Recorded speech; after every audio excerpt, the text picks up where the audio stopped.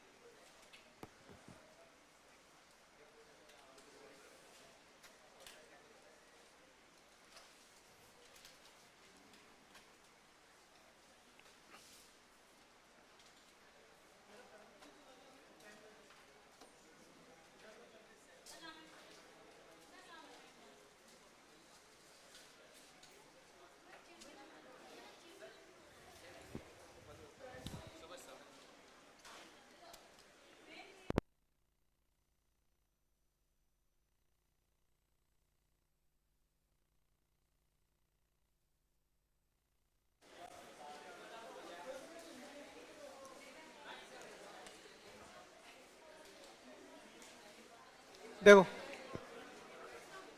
अरे हो गया अब पढ़ लो।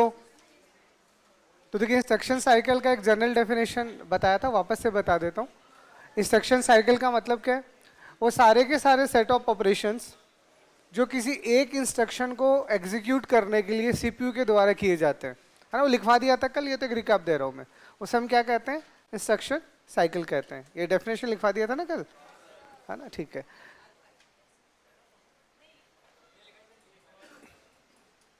लिखवा तो दी थी वो, मुझे ध्यान है।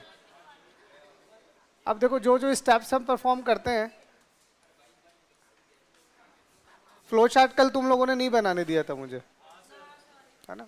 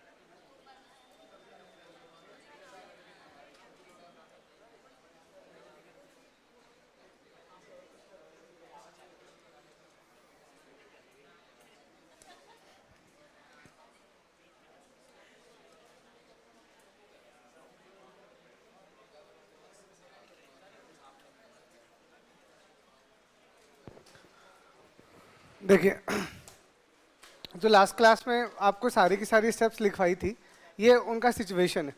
अगर आप ये मानते हो कि आपका प्रोग्राम नॉर्मल तरीके से एग्जीक्यूट हो रहा है, तो सिंपल सा पहले फैच होगा, फिर डिकोड, फिर फैच ऑपरेंड, फिर एग्जीक्यूट और स्टोर या राइट बैक। यहाँ तक आपका काम है, फिर कोई दिक्कत ही नहीं है। तो अगर कोई इंटरप्ट नहीं आता है तो कोई प्रॉब्लम ही नहीं है, फिर तो कोई एक्शन ही नहीं होगा। वापस से हम फैच पे आएंगे, मतलब फिर से अगली इंस्ट्रक्शन आएगा और ये साइकिल चलता रहेगा।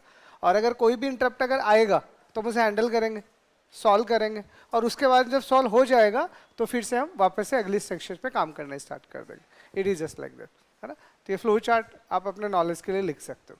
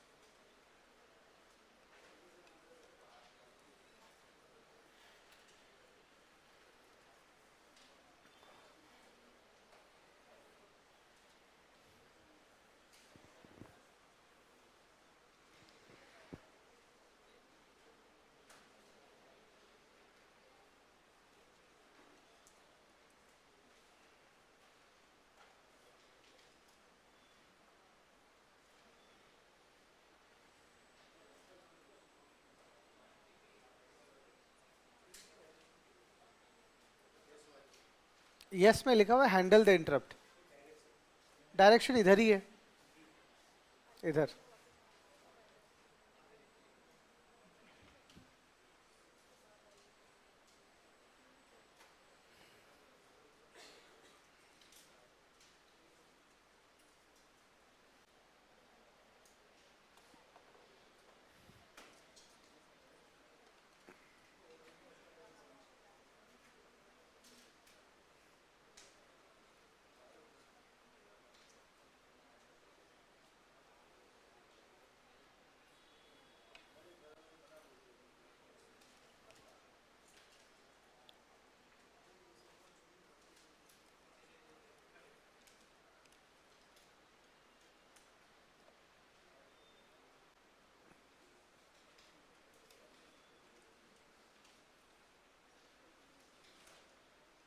बना लिया?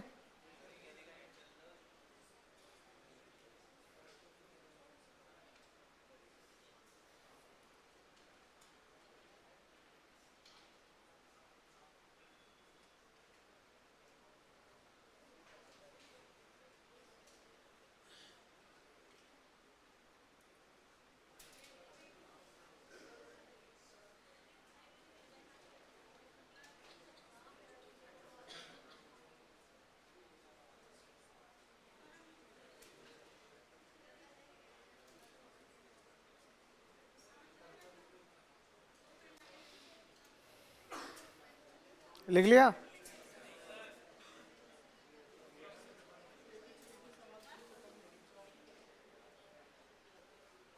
ये तुम 15-15 तो पेन रखे हुए हो, कहाँ से लिखा जाएगा? लिखो लिखो। इसको टूटा नहीं, इसको खा गए हो आप। तो टूटना नहीं कहते, इसे खाना कहते हैं। अच्छा,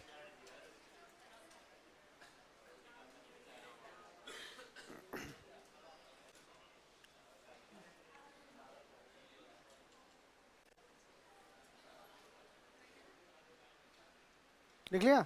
जो नहीं लिखा हो आस पड़ोस वाले में जिसने लिख लिया उनसे देख लो, स्टेप्स वही हैं, बस लास्ट वाले पे आपको दिमाग लगाना है। तो जो प्रीवियस क्लास में जो लिखवाया ना वो मैंने यहाँ तक छोड़ा था। अब इंटरप्ट होगा तो क्या होगा, नहीं होगा तो क्या होगा, वो चीज़ें आपको समझ आनी चाहिए। चला आगे? तो सबसे पहला लिखिए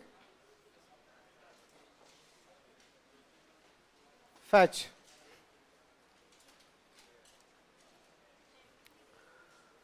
देखिए फैच का मीनिंग क्या है, सिंपल सा, किसी भी इंस्ट्रक्शन को मेमोरी से उठा के सीपीयू तक लेके आना। क्यों? जब तक वो सीपीयू तक आएगा नहीं, आगे का फेज स्टार्ट नहीं होना। तो फैच का सिंपल सा मीनिंग है हमारे लिए, सिंपल सा, कि fetch the instruction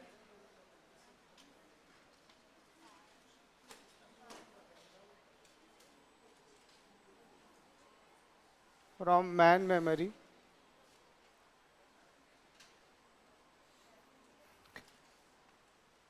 and store in CPU. बस इतना समझ लो। ठीक है, तो फैच का एक जनरल सा मीनिंग अगर आप समझना चाह रहे हो तो जो भी हमारा इंस्ट्रक्शन मैन मेमोरी में लिखो, फैच में लिखो, लिखो लिखो इस स्टेप में, इस स्टेप में, इस स्टेप में मैन मेमोरी में जो इंस्ट्रक्शन होता है, इस स्टेप में मैन मेमोरी में जो इंस्ट्रक्शन होता है उसे हम इंस्ट्रक्शन होता है उसे हम सीपीयू तक लेके आते हैं।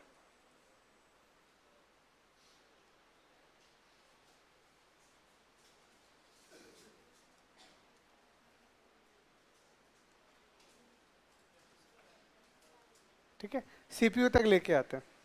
अब सीपीयू तक लेके आते हैं, इसका जनरल मतलब क्या है वो आपने समझ लिया सारा का सारा, फिर भी मैं एक बार शॉर्ट में लिखता हूँ, फिर डायग्राम से समझेंगे।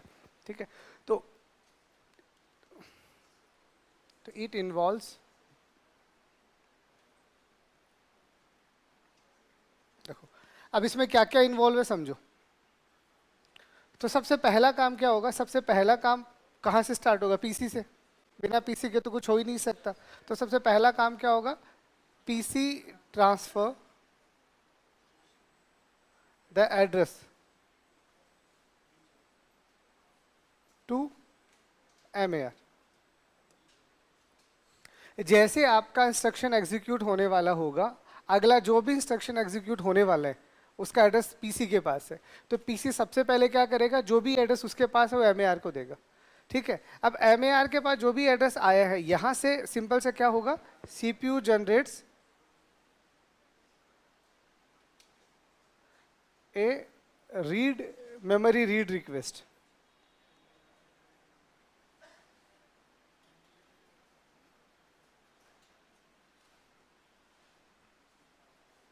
अरे सबसे पहले पीसी ने अपने पास जो भी एड्रेस स्टोर था वो एमएआर को दे दिया। अब एमएआर को जैसे ही दिया इसका मतलब अब सीपीयू ने बोला है कि एमएआर को क्या बोला है कि एक काम कर, जहां पे भी एड्रेस रखा हुआ है उसको रीड करवा। अरे इसके लिए तो उसे रीड रिक्वेस्ट चाहिए होगा ना, तो इसलिए सीपीयू ने एक रीड रिक्वेस्ट भेजा, पीसी ने जो भी एड्रेस अपने पास था वो एमएआर के पास भेज दिया। उसके बाद में क्या होगा? सिंपल सा, अब एमडीआर यानी एमएआर के पास जो भी डेटा है, उस एड्रेस का जो भी डेटा है वो डेटा लाइन से किसके पास जाएगा? एमडीआर के पास। सिंपल सा, तो एमडीआर रिट्राइव द डेटा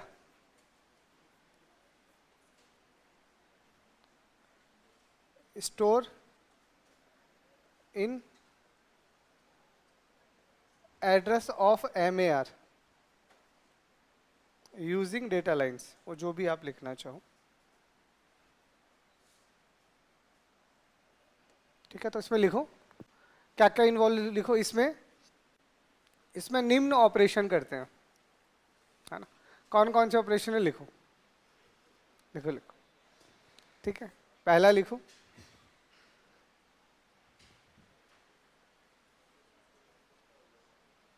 पहला लिखो पीसी, पीसी अपना एड्रेस एमएआर को ट्रांसफर करता है। पीसी अपना एड्रेस एमएआर को ट्रांसफर करता है।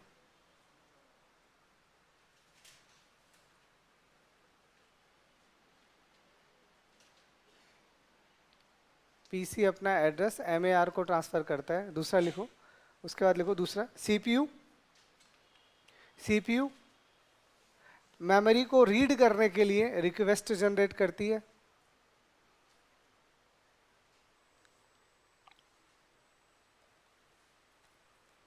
सीपीयू मेमोरी को रीड करने के लिए रिक्वेस्ट जनरेट करता है।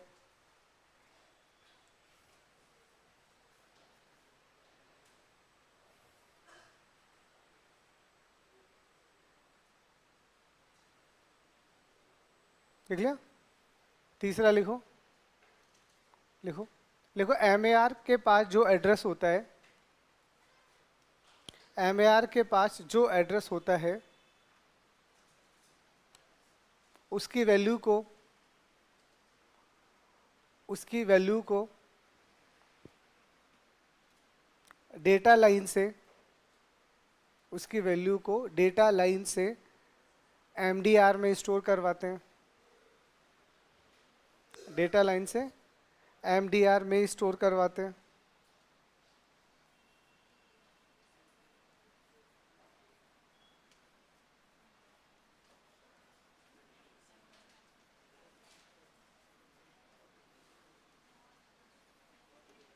उसके बाद लिखो, लिखो एमडीआर,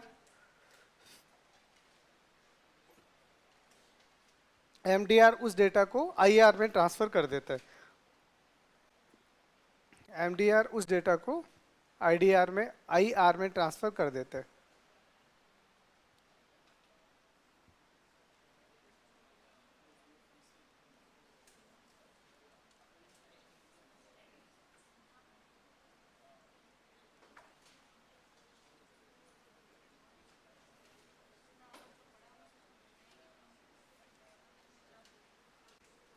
आगे लिखो, आगे लिखो पीसी की वैल्यू, पीसी की वैल्यू स्टेप साइज से इंक्रीज हो जाती है।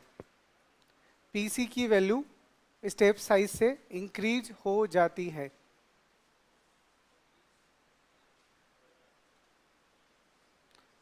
पीसी की वैल्यू स्टेप साइज से इंक्रीज हो जाती है।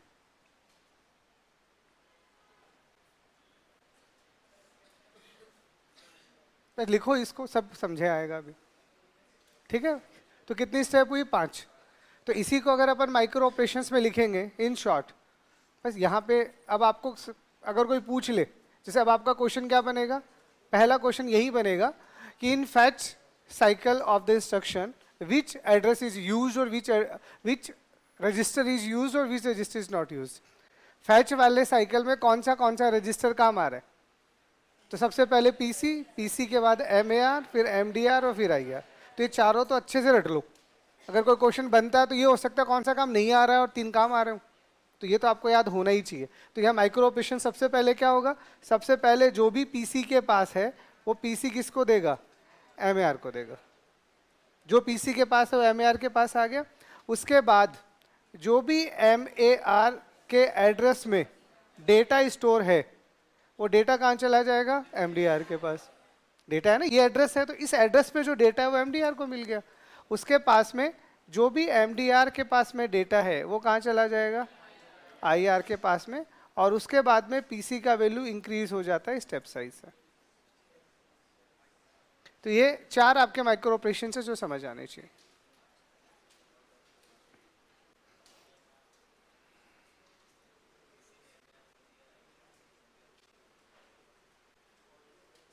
इंस्ट्रक्शन साइकिल को लास्ट में पढ़ने का फायदा ये है, वो आपको समझ आ जाएगा। पहले अगर पढ़ा दिया जाता तो फॉर्मेलिटी होती है, समझ नहीं आता, क्योंकि अब इसमें जो भी हो रहा है वो एक एक ऑपरेशन में आपको करके दिखाऊंगा। तो लिख लो।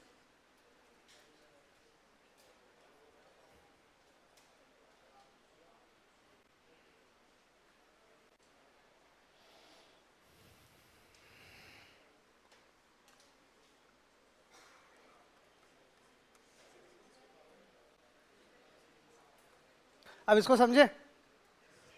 चलो अब करते हैं समझने वाला का। कुछ बाकी रह गया क्या?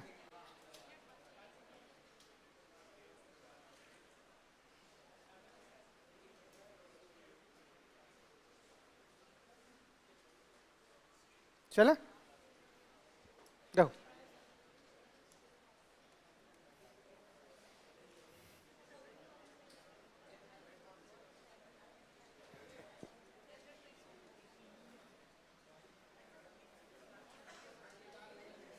अब इधर समझ लो। आ गया क्या समझ? खत्म कर दो टॉपिक, फिर अगले स्टार्ट करें।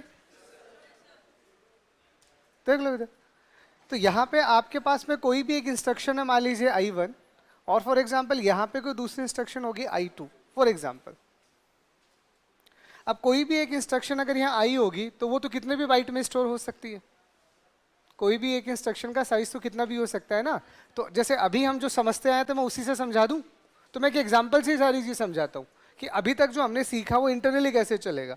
तो एक इंस्ट्रक्शन मेरे पास है जो यहाँ पे कितने भी बाइट में होगी और ऐसे लिखी हुई है, मान लो एड R1 और मान लीजिए 100। ये इंस्ट्रक्शन ही तो है। तो ये इंस्ट्रक्शन मेमोरी में है जो जिसकी साइज होगी अपनी। अब इसकी जो भी साइज रही होगी उसका पहला एड्रेस, जैसे अब यहाँ पे ये मान लीजिए 4 बाइट की है, 4 बाइट की है। जहाँ से स्टार्ट हो रहा होगा वो एड्रेस 100 होगा, फिर 101 होगा, फिर 102 होगा, फिर 103 होगा।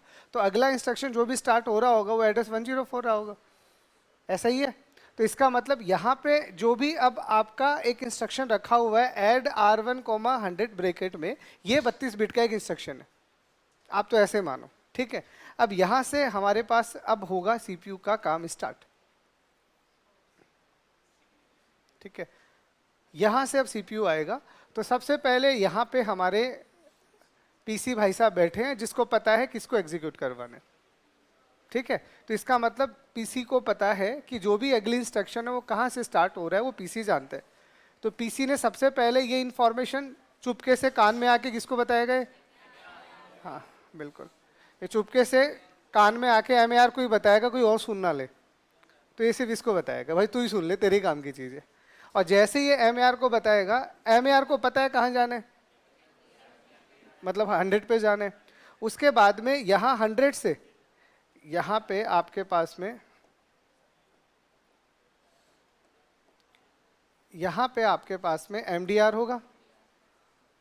तो इस एड्रेस के ऊपर आपका डेटा रखा हुआ है, तो यहाँ हम लगाएंगे डेटा लाइन, और डेटा लाइन से होता हुआ ये अंदर का जो भी डेटा रहा होगा वो यहाँ पे आ जाएगा थोड़ा थोड़ा करके, ठीक है। और MDR इस पूरे के पूरे डेटा को जब तक IR में नहीं ला के देता, यह आपके पास पूरा का पूरा IR है, ठीक है। तो इस IR के अंदर सारा का सारा डेटा आएगा, और सारा का सारा इंस्ट्रक्शन क्या है, ऐड R1, 100। तो ये क्या समझ में है कि PC से MAR, MAR से MDR, MDR से IR। तो जैसे ही ये जो भी इंस्ट्रक्शन यहाँ आपको कितने बाइट में दिख रहा है, 4 बाइट में दिख रहा है, डिक टू कट कॉपी पेस्ट यहाँ नहीं होगा तब तक ये सुकून से सांस नहीं लेगा। अब जैसे ही यहाँ पे आ गया, इसका मतलब अब ये पूरा का पूरा इंस्ट्रक्शन आपका यहाँ लोड हो गया, तो PC की वैल्यू को हम स्टेप साइज से इंक्रीज कर देते हैं। मतलब ये इंस्ट्रक्शन का जितना साइज था उसमें प्लस बाइट कर दो।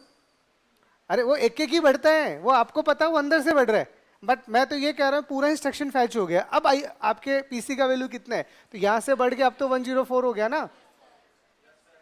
तो आपके पास में 100 आपका एड्रेस था, और उसके बाद में इसका 4 बाइट था, तो PC अब क्या बोलेगा कि मुझे अब अगली इंस्ट्रक्शन पे काम करवाना, ये तो हो गया। तो अगली इंस्ट्रक्शन कहाँ से स्टार्ट हो रहा है, 104, तो ये इसको स्टार्ट कर लेगा। तो स्टेप साइज का मतलब है size of the complete instruction, size of the complete. Internally PC बढ़ रहा है, वो बढ़ता रहेगा, वो हम दिखाते नहीं है।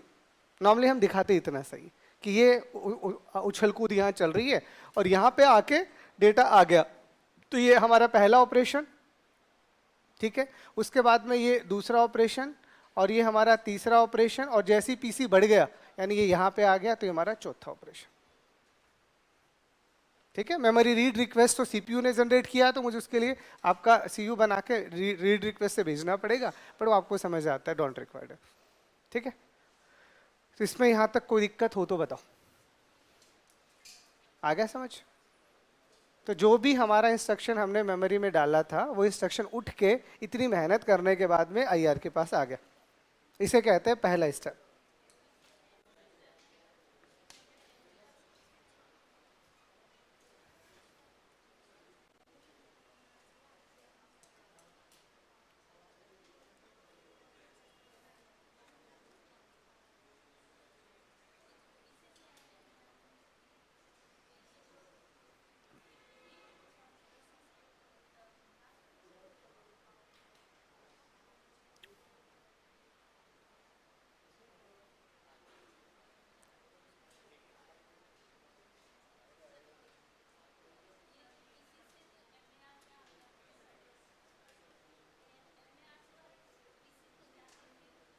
PC में दोबारा क्यों जाएगा, PC से डेटा MAR में आ गया, MAR को पता है कहाँ जाना है, तो MAR को एड्रेस पता है, उस एड्रेस से डेटा लाइन जुड़ी हुई है, तो डेटा लाइन से होते हुए डेटा MDR में आ जाएगा, और फिर MDR से थोड़ा थोड़ा करके IR तक आ जाएगा।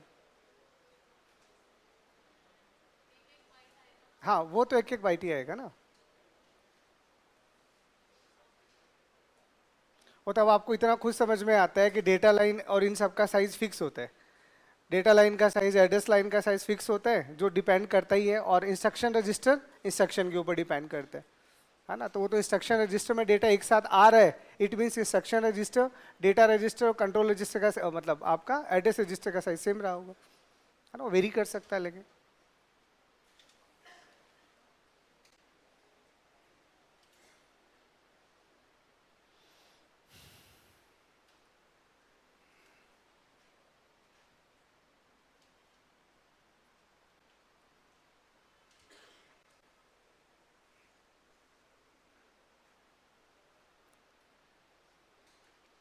संडे को पेपर है, उसका आ गया सारा शेड्यूल।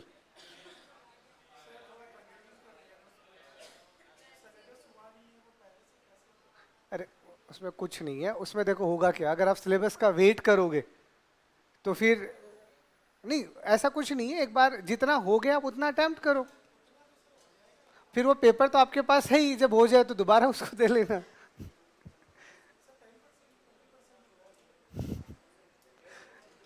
तो क्या दिया है डीबीएमएस पे, क्या टॉपिक दिया आप लोगों को? नहीं है, सीओए है सिर्फ।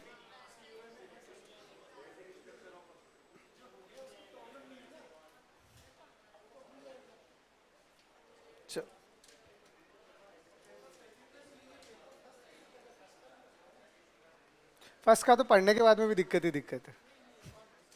नहीं, टाइम देना पड़ेगा उसको, मैं ये कह रहा हूँ। लिख लिया चले?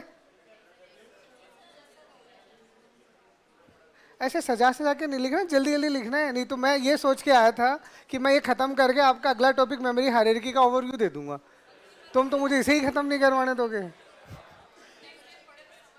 नहीं नहीं बनाओ, मैं मना नहीं कर रहा, बट मुझे इसे बना के यहाँ हटे हुए 2 से 3 मिनट हो गए, मैं ये कह रहा हूँ।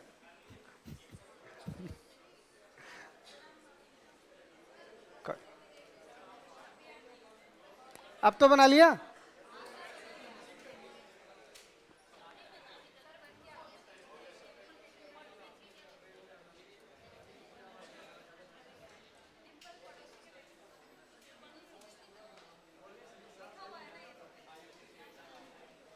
देखो, अरे सुन लो अब। तो पहली फेज में किन किन का काम होता है? अगर फर्स्ट फेज में अगर हम हार्डवेयर वाइज देखें तो फर्स्ट फेज में हार्डवेयर वाइज हम क्या कहेंगे कि 4 चीजें, 5 चीजें यूज होती हैं। पीसी, एमएआर, एमडीआर और आईआर, और मेमोरी भी तो यूज हो रही है। अरे मेमोरी में डेटा ही नहीं होगा तो यूज कैसे लोगे? तो देखा जाए तो 5 हार्डवेयर डिवाइसेस यूज हो रही है इंक्लूडिंग मेमोरी। वो 4 रजिस्टर और 1 मेमोरी है, ठीक है। अब हमारा दूसरा फेज आएगा डिकोड। तो डिकोड से हमें क्या समझ में आ गया कि अब हमारे पास इधर समझना।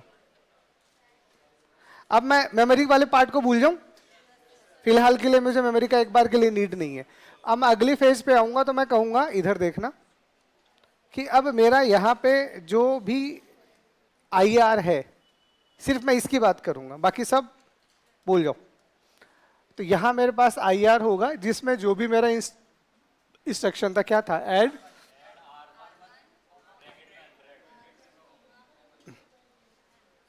ये पहली इंस्ट्रक्शन का काम क्या, पहले साइकिल का काम था मेमोरी से डेटा को सीपीयू तक लेके आना। अब हमारा डिकोड का फेज स्टार्ट होगा। अब जब डिकोड का फेज स्टार्ट होगा तो अब यहां से किसका रोल स्टार्ट होगा? तो यहां से रोल स्टार्ट होगा कंट्रोल यूनिट का। अब डिकोड करना है ना, तो आपने जो स्टार्ट किया था, हम ये डिस्कस कर रहे हैं कि हमारा आर्किटेक्चर कौन सा है, आरआईएससी। और आरआईएससी के अंदर जो भी इंस्ट्रक्शन का फॉर्मेट होता है वो फिक्स होता है, और अगर वो फिक्स होता है तो उस फिक्स की पूरी जानकारी सीयू को देनी पड़ेगी, क्योंकि at the end control unit ही तो मैं बताएगा कहाँ क्या क्या लिखा हुआ है। तो यहां से इस फेज के अंदर क्या होगा, देन आप ये कह सकते हो in this phase, in this step कह सकते हो, इन दिस स्टेप कंट्रोल यूनिट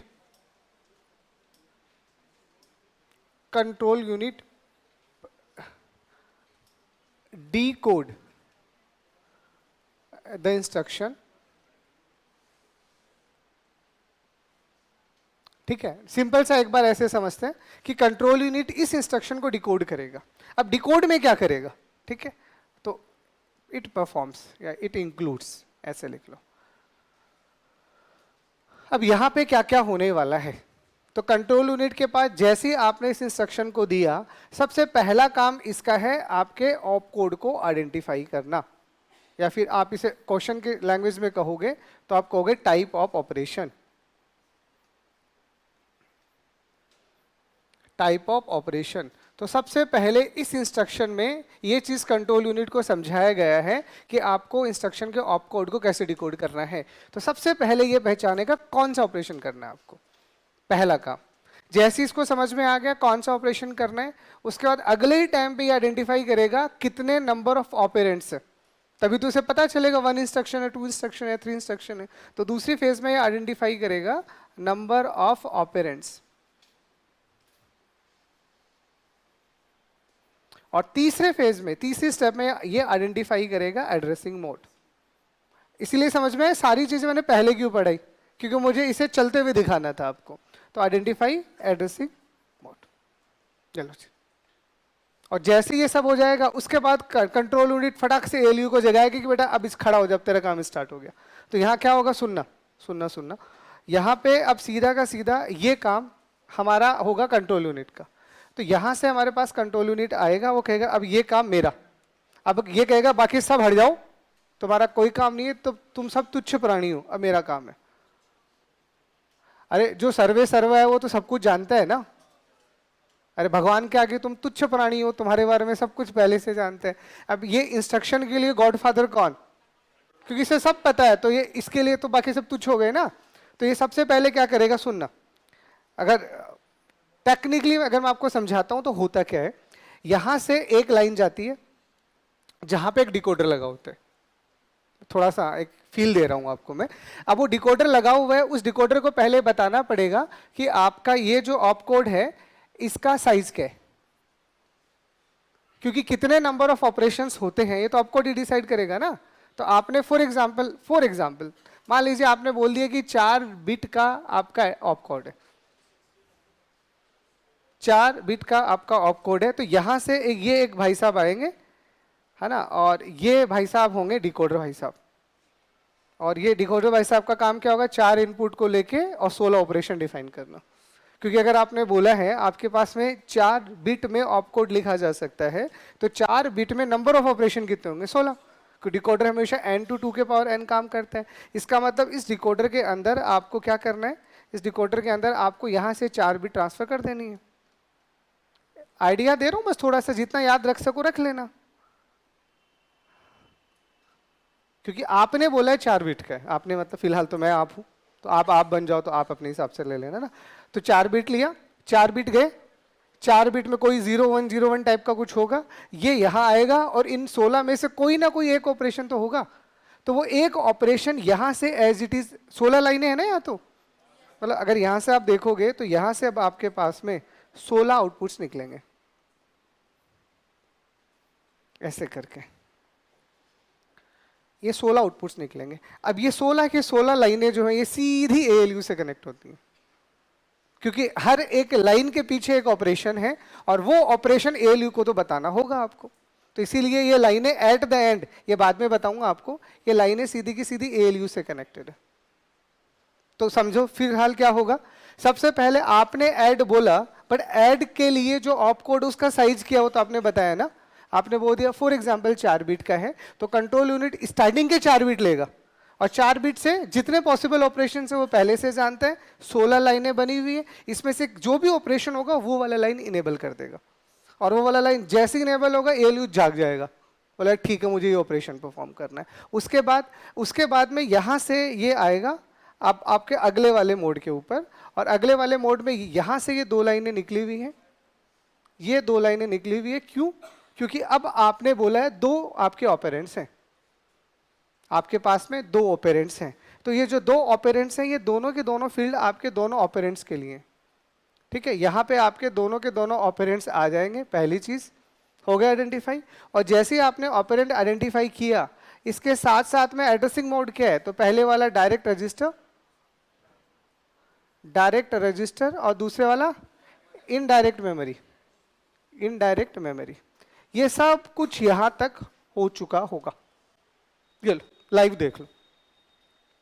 तो जब भी आप डिकोड की बातें करोगे, डिकोड में क्या होगा, सारा का सारा इंस्ट्रक्शन जो आईआर में है वो सीधा का सीधा कंट्रोल यूनिट के पास गया, कंट्रोल यूनिट उसे डिकोड करेगी, क्योंकि उसे पता है कितने बिट का इंस्ट्रक्शन और किस बिट का मतलब क्या है।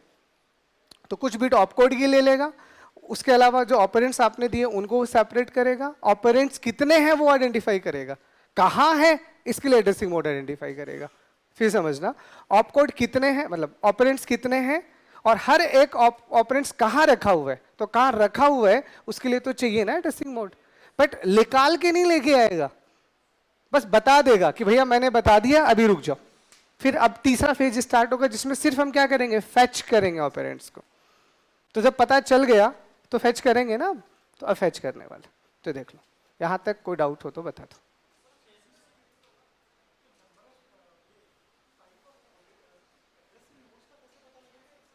वो तो बिट दिया है ना आपने, अरे हद हो गई, आपने यहाँ कुछ लिखा होगा, यहाँ कुछ लिखा होगा, यहाँ कुछ लिखा होगा, ये सिंबल्स नहीं लगाए नहीं। अरे तो सीपीयू इसको 01 बना चुका होगा ना। अरे आपका ये 64 बिट का इंफॉर्मेशन है, तो जो भी आपने लिखा होगा उसके लिए आइडेंटिफिकेशन मार्क भी तो है, तो उनको उन्होंने 01 में कन्वर्ट कर दिया होगा।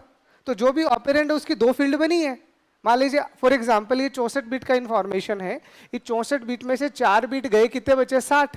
अब मान लीजिए मैं कहता हूं 30-30 बिट के मेरे 2 इंस्ट्रक्शन है फॉर एग्जाम्पल। अब 30-30 बिट के 2 इंस्ट्रक्शन है, तो हो सकता है इसने इसके 2-2 बिट जो हो रखे होंगे एड्रेसिंग मोड्स के लिए डिफाइन कर रखे होंगे। तो 28 बिट में आपका ऑपरेंड, 2 बिट में आपका एड्रेसिंग मोड के बारे में इंफॉर्मेशन होगा। तो 4 बिट के बाद अगला 30 गया, उस अगले 30 में से 2 बिट निकालेगा और उसको देखेगा क्या है, और वहां से वो एड्रेसिंग मोड का आइडिया लेगा और आपको बस बता देगा कि कौन से टाइप का एड्रेसिंग मोड है, बट कैसे निकलेगा वो काम अगले फेज का। तो उन 0 1s के अंदर ही छुपा हुआ है, ऑपरेंड वाले 0 1s में ही छुपा हुआ है कौन सा वाला एड्रेसिंग मोड।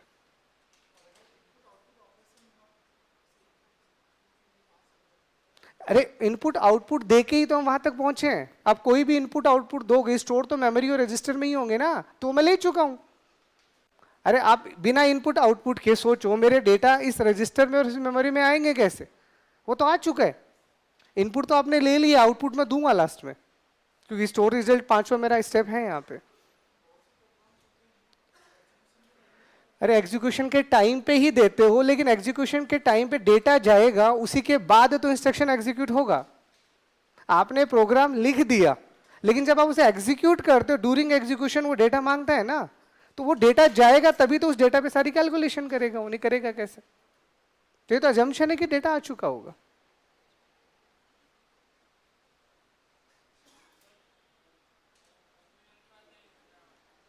कहां पे? ये तो ऑपरेंड्स है, ऑपरेंड 1 और ऑपरेंड 2।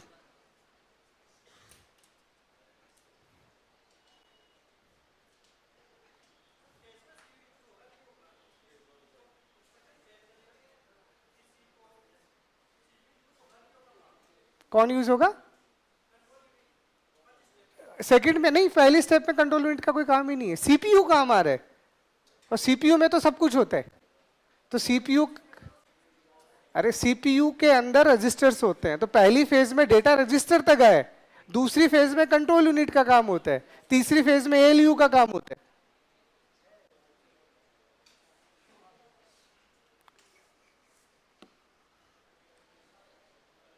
चलो आगे।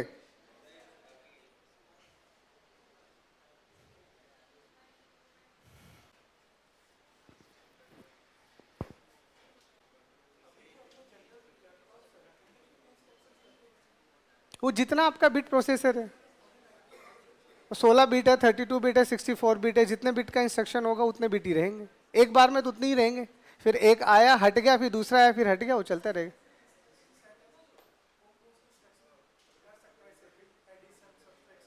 नहीं, वो प्रोसेसर टू प्रोसेसर वेरी करते हैं, और तो आपका प्रोसेस जितना स्ट्रांग होगा वो उतने ऑपरेशंस परफॉर्म करेगा। तो i7 में तो बहुत सारे होते हैं, और इसके आर्किटेक्चर इतने कॉम्प्लेक्स होते हैं बताए नहीं जाते। आप जो पढ़ते हो 8085 80 इनिशियल पढ़ते हो, या फिर आगे आगे P4 तक की स्टडी आ जाती है। इसमें कुछ लिखा ही नहीं, लिखो इसमें, लिखो इस स्टेप में, यार इसमें तो कुछ है ही नहीं। इस स्टेप में कंट्रोल यूनिट, इस स्टेप में कंट्रोल यूनिट आईआर के डेटा को, डेटा ही तो है वो 0 1, आईआर के डेटा को डिकोड करता है।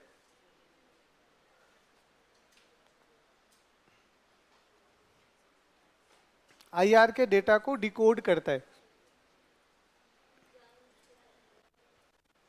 डिकोड करता है, जिसमें जिसमें जिसमें पहला लिख लो, जिसमें या ऐसे लिख दो, जिसमें निम्न चीजों को पहचाना जाता है ना, जिसमें निम्न चीजों को पहचाना जाता है।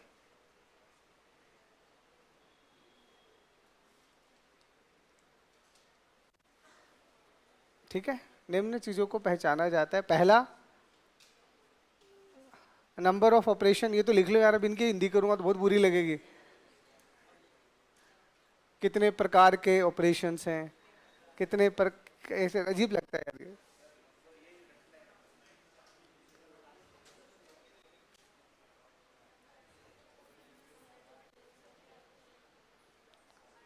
हो गया? चलो तीसरा फेज।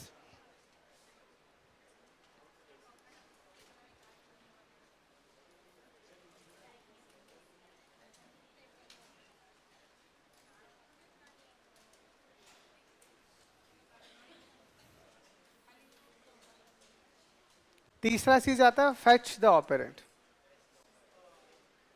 फेच द ऑपरेंड का मतलब क्या है? Find the effective address.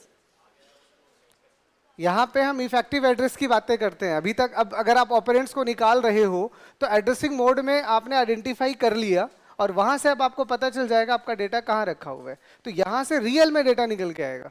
इसीलिए यहां इस फेज के अंदर आप इसे फेच द ऑपरेंड भी कह सकते हो या कैलकुलेट इफेक्टिव एड्रेस भी कह सकते हो, क्योंकि यहीं से इफेक्टिव एड्रेस कैलकुलेट होता है। तो इस फेज में हम क्या करते हैं, तो लिख लो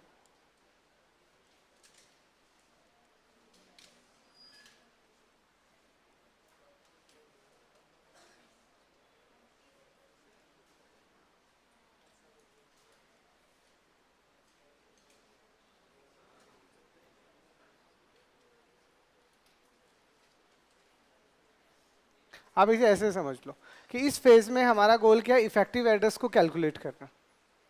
ठीक है, अब जैसे इफेक्टिव एड्रेस कैलकुलेट हो गया तो अब आपको पता चल गया आपका डेटा कहाँ रखा हुआ है। तो जैसे ही कैलकुलेट करोगे it means what, we fetch the operands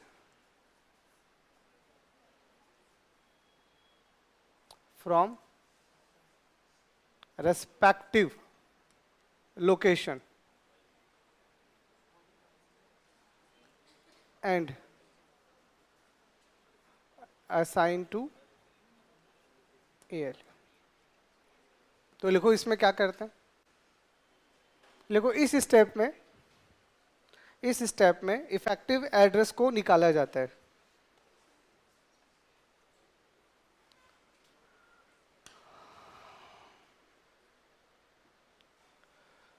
इस स्टेप में इफेक्टिव एड्रेस को निकाला जाता है।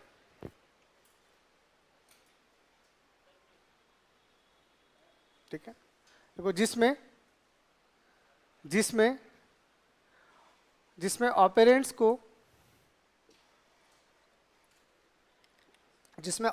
को उसकी एग्जैक्ट लोकेशन से निकालकर, जिसमें ऑपरेंड्स को उसकी एग्जैक्ट लोकेशन से निकालकर ALU को असाइन कर देते हैं। ALU को असाइन करने का मतलब एक्यूमुलेटर में आ गए। हाँ बस ALU कोई भी ऑपरेशन करेगा वो एक्यूमुलेटर से करेगा ना, निकालकर ALU को असाइन कर देते हैं। अब क्या रहा है देखो, अब मैं अगली फेज लिखता हूँ। मैं हर एक फेज का थोड़ा थोड़ा डायग्राम बना रहा हूँ, सारे डायग्राम को जोड़ोगे तो पूरा बन जाएगा, पर वो इतना बड़ा बनेगा एक साथ समझ नहीं आएगा। इसलिए मैं धीरे धीरे डेटा निकाल रहा हूँ। लिख लिया नहीं? तो देखो अब हमने डेटा निकाला, अब उस डेटा का मैं पूरा डायग्राम बना रहा हूँ। तो यहां से हुआ क्या होगा, अब सीपीयू का थोड़ा सा डायग्राम बढ़ गया। ठीक है, तो ये आपके पास में आपका सीपीयू है, यहां पे आपके पास में जो कंट्रोल यूनिट था, ठीक है, जो भी कंट्रोल यूनिट था, उस कंट्रोल यूनिट ने क्या किया होगा, सुनना, उस कंट्रोल यूनिट ने क्या किया होगा, सबसे पहले यहां से जो डिकोडर लगा हुआ था, उस डिकोडर में खूब सारी लाइनें थी, उस लाइनों ने हमें बता दिया कि क्या करना है, जोड़ना है। सुनना, तो खूब सारे, अब यहां तो शॉर्ट में बना दूं, पता है ना डिकोडर है, तो 4 to 16 है, तो कोई एक लाइन है तो ऐड को रिप्रेजेंट करेगी। तो यहां से हमारे पास ऐड आ गया। ठीक है, यहां पे हमारे पास में कहीं ना कहीं ALU लगा हुआ है, ये हमारे पास ALU है। तो ये जो भी ऐड वाला लाइन होगा, ये सीधा का सीधा किसको इनेबल करेगा, ये सीधा का सीधा ALU को इनेबल कर देगा कि लो भाई आपको ऐड करना है। उसके बाद अब क्या रहा होगा, सुनना, अब ये रहा होगा कि आपके पास में रजिस्टर्स तो कहीं यहाँ अंदर होंगे और मेमोरी कहीं बाहर होगी। मेमोरी कहीं यहाँ होगी और रजिस्टर्स कहीं यहाँ होंगे। तो आपके इस पहले एड्रेसिंग मोड को जो समझ में आया होगा, वो ये समझ में आया होगा कि ये डेटा जो है ये डायरेक्ट रजिस्टर का है। आ गया उसको समझ, क्योंकि ये R0 है। फॉर एग्जाम्पल यहाँ 50 रखा हुआ है, तो इसका मतलब ये इस डेटा को निकालेगा। देखते थे ना, एक एक डायग्राम बना रहा हूँ, ये इस डेटा को निकालेगा और निकाल के चुपचाप ALU को असाइन कर दे, ले भाई पहला डेटा तो लो। ठीक है, ऑपरेशन यहाँ से मिल गया, कौन सा वाला, ऐड वाला। पहला डेटा यहाँ से मिल गया, कौन सा वाला, 50 वाला। अब दूसरा जो आपने एड्रेसिंग मोड लिखा है वो इनडायरेक्ट है, तो यहाँ से ये फिर से जाएगा और ये मेमोरी के पास जाएगा। मेमोरी के पास जाके इसको समझ आएगा कि यहाँ झोलझाल हो रहा है ना, यहाँ पे झोलझाल हो रहा है। आपको यहाँ 100 पे आने के लिए बोला था, लेकिन यहाँ 200 है और 200 पे आपका एक डेटा 30 रखा हुआ है। ये तो आपने समझ लिया है, तो बस मैं अभी टाइम पास करने के लिए पूरा डायग्राम बना रहा हूँ। इसका मतलब अब जैसे ही आपको समझ में आ गया डेटा यहाँ है, ये डेटा निकलेगा यहाँ से और इस रजिस्टर से सीधा का सीधा यहाँ पे घुस जाएगा और ये आपका दूसरा डेटा 30 यहाँ पे आ गया। चीजें जो हो रही है ना अंदर, बिल्कुल जूम करके जितने स्लो मोशन में कर सकता हूँ तो स्लो मोशन में कर रहा हूँ मैं, देख लो। ठीक है, तो थर्ड स्टेप का मतलब क्या है, इफेक्टिव एड्रेस कहाँ है वहां जाओ और डेटा निकाल के एलयू को दे दो। तो यहां से कंट्रोल यूनिट ने ऐड को इनेबल कर दिया होगा। अब यहां हमने इसको अलग से स्टेप क्यों बोला, समझ में आया?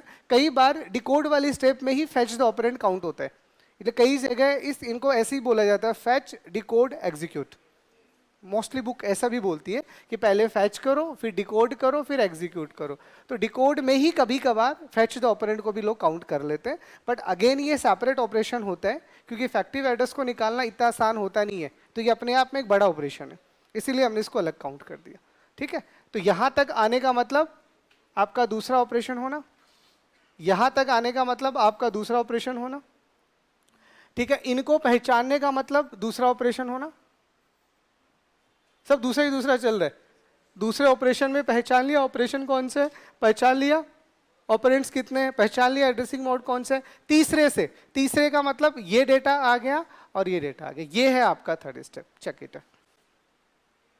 तो तीसरे स्टेप के अंदर हम हमारा जो इफेक्टिव एड्रेस होता है वो निकालते हैं और वहां पे जो भी डेटा रखा हुआ है उसको लेके सीधा एलयू को ही दे देते हैं, क्योंकि जोड़ना तो सही है।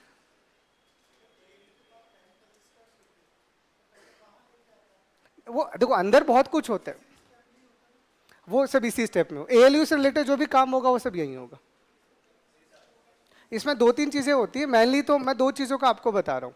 एक तो आप ये मतलब इसमें तो हो गया, चौथी स्टेप में जब एग्जीक्यूट करेगा तो ड्यूरिंग द एग्जीक्यूशन रिजल्ट निकालेगा और आपके जो फ्लैग रजिस्टर्स उनको यूज करेगा, बिल्कुल वो वही यूज होता है। इन बिटवीन भी बहुत कुछ होता है, हम माइनर लेवल पे इस आर्किटेक्चर को पढ़ रहे हैं, माइनर लेवल पे। अगर मैं इसे पूरा बनाने बैठूंगा तो this is very complex architecture. इसीलिए मैंने पहले बार ही आपको बोल दिया था, CO is not the simple architecture. हम हर चीज को छोटा छोटा तोड़ के पढ़ेंगे, तो मैं जो तोड़ रहा हूँ, जहां जो बताना चाहिए बस मैं उसे बता रहा हूँ। इसके साथ और भी कुछ है, लेकिन ये हो ही रहे, मैं ये बोल रहा हूँ।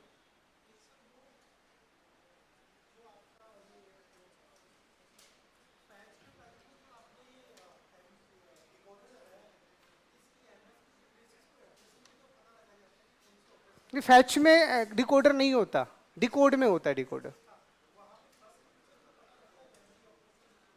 नहीं, वो डिपेंड करता है आपका रजिस्टर कितने साइज का है। अरे वो डिकोडर तो होगा ना, अब डिकोडर में चीजों को डिकोड करने के तरीके अलग है, तो मैं आपको ये नहीं पढ़ा रहा डिकोडर काम कैसे करता है।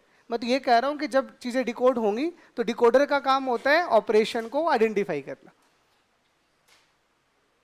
और वो आइडेंटिफाई करके किसको देगा, वो एएलयू को देगा। तो आगे का फेज मैंने यहाँ पूरा लिख दिया, जो हो रहा है वो तो होगा, साक्षात ब्रह्मा जी भी मना नहीं कर सकते इनको। तो इसके अलावा बहुत कुछ हो रहा होगा, वो मैं बता नहीं रहा क्योंकि वो काम का नहीं होगा।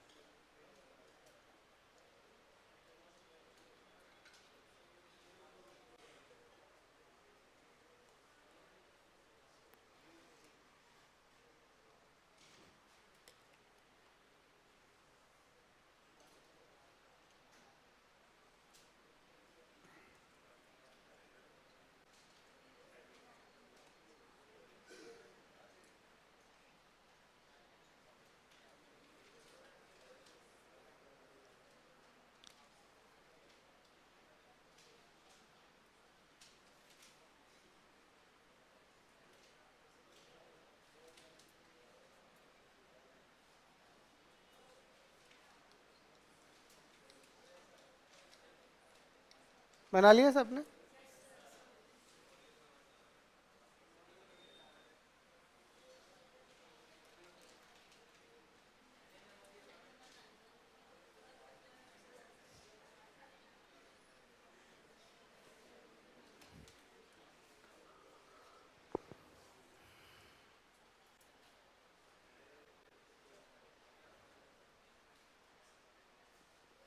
तो 2 और 3 का मतलब समझ गए ना, 2 का मतलब दूसरे वाला ऑपरेशन, 3 का मतलब तीसरे वाला ऑपरेशन।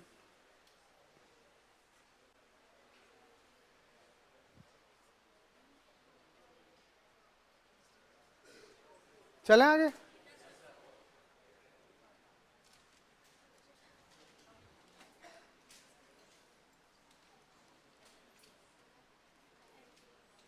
देखो इसमें सिंपल सा हालांकि एक ही स्टेप मैंने इसमें और नहीं लिख पाई है आपको, and that is the memory access. वो इसलिए नहीं लिख पाई क्योंकि हम CISC नहीं पढ़ रहे हैं, हम RISC पढ़ रहे हैं।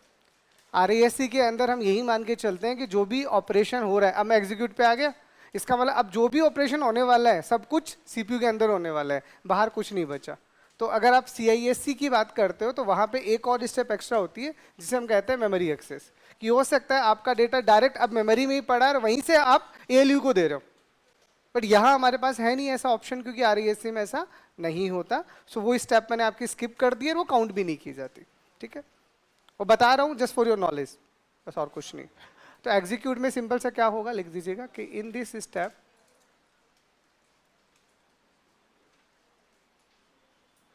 द ऑपरेटर एंड ऑपरेंड्स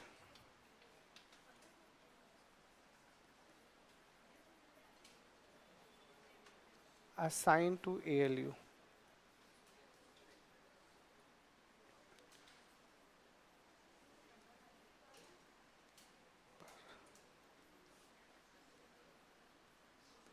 ठीक है। तो इस स्टेप में आके अब क्या होगा, ALU अपना काम करना स्टार्ट करेगा, है ना। तो लिखो इसमें, लिखो इस स्टेप में, इस स्टेप में, इस स्टेप में जो ऑपरेशन और ऑपरेंड्स, इस स्टेप में जो ऑपरेशंस और ऑपरेंड्स हमने आइडेंटिफाई किए थे जो ऑपरेशंस एंड ऑपरेंड्स हमने आइडेंटिफाई किए थे उनको उनको ALU परफॉर्म करता है, परफॉर्म करता है या एग्जीक्यूट करता है ना। एक तो ये काम होता है और साथ में ALU सेट और रीसेट द फ्लैग रजिस्टर। ठीक है,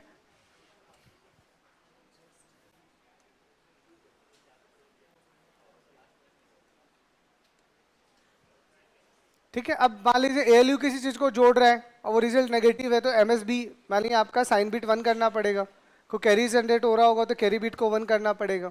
तो ड्यूरिंग दैट ऑपरेशन होता रहेगा और ऑपरेशन होते होते जो भी आपके फ्लैग रजिस्टर्स हैं वो सेट रीसेट होते रहेंगे, है ना। तो दूसरी स्टेप लिख लो, देखो ALU फ्लैग रजिस्टर को, ALU फ्लैग रजिस्टर को सेट और रीसेट करेगा।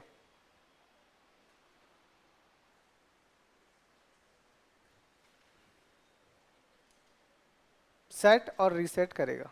सेट मतलब 1 रखेगा, रीसेट मतलब 0 रखेगा, वो तो आपको पता होना चाहिए, है ना। तो यहाँ को डायग्राम की तो है नहीं, मतलब ये लिया, इन ऑपरेशंस को किया और साथ में यहाँ कहीं पे फ्लैग रजिस्टर्स बने होंगे, जो भी आप जितने बिट का भी लेते हो।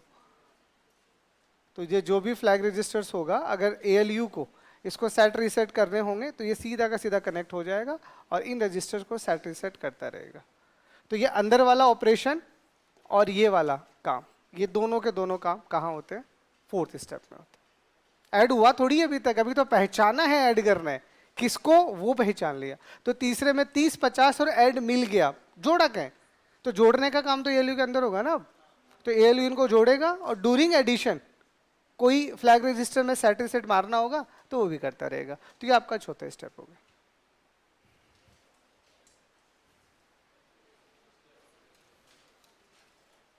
तो उम्मीद करता हूँ इंस्ट्रक्शन साइकिल समझ आ रहा होगा अच्छे से, है ना, बढ़िया। क्योंकि मैं इतना था कि कोई भी थ्योरेटिकल क्वेश्चन अगर कैसा भी आए तो तुम कर पाओ, और कर पाओगे। वो सारा थ्योरी आप लोगों को लिखवा दिया है जो थ्योरी में जरूरी है, A to Z। भले आप गेट लेवल तक का क्वेश्चन कर लो, अब थ्योरी आपकी सारी हो चुकी है। न्यूमेरिकल में तो वही है, रेस्ट्रिक्शंस है मेरे पास, मैं ज़्यादा डिटेल नहीं जाऊंगा। नहीं, वहाँ होता कुछ नहीं है, गेट में कैलकुलेशन ज़्यादा होती है, कैलकुलेशन नाम पे तुम वैसे ही रोने लग जाते हो। तुम्हें कैलकुलेटर चाहिए, मैं ऐसे ही कर दूंगा उनको, तो फिर तुम कहोगे कहाँ से हुआ। हाँ, आते भी नहीं है ज़्यादा calculative, don't worry. Clear? Fourth number step है ना, इसी में ये रजिस्टर बना पड़ा, चाहो तो यहीं चिपका दो इनको, ताकि इस रजिस्टर में हर एक चीज़ दिखे। और मैं तो कह रहा हूँ इसको भी मत छोड़ो तुम तो, एक काम करो, यहाँ पे IR भी लिख लो, तो समझ में आ जाएगा ये पहली स्टेप है, यहाँ से डेटा उठ के यहाँ आ गया होगा, है ना। ले लो, इसको भी मत छोड़ो, ठीक है। तो पहली स्टेप में IR आया, IR से डेटा कंट्रोल यूनिट के पास गया, फिर जो कर रहा है, चारों स्टेप आपको दिख रही है।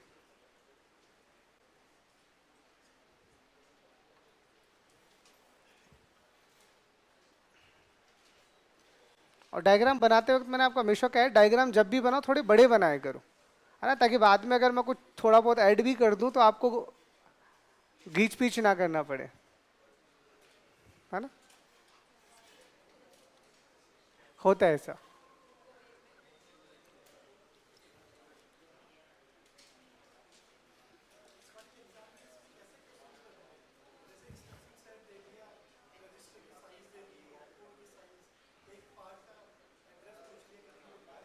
नॉर्मल ये एक काम करते हैं ना, या तो सुनो, ये मैं आज खत्म करवा देता हूँ। तो अगर मुझे, क्योंकि क्वेश्चंस मुझे ही बनाने पड़ेंगे, तो मैं कुछ गेट नेट के निकाल लूंगा जो थोड़े अच्छे होंगे, पड़े हैं मेरे पास सारे।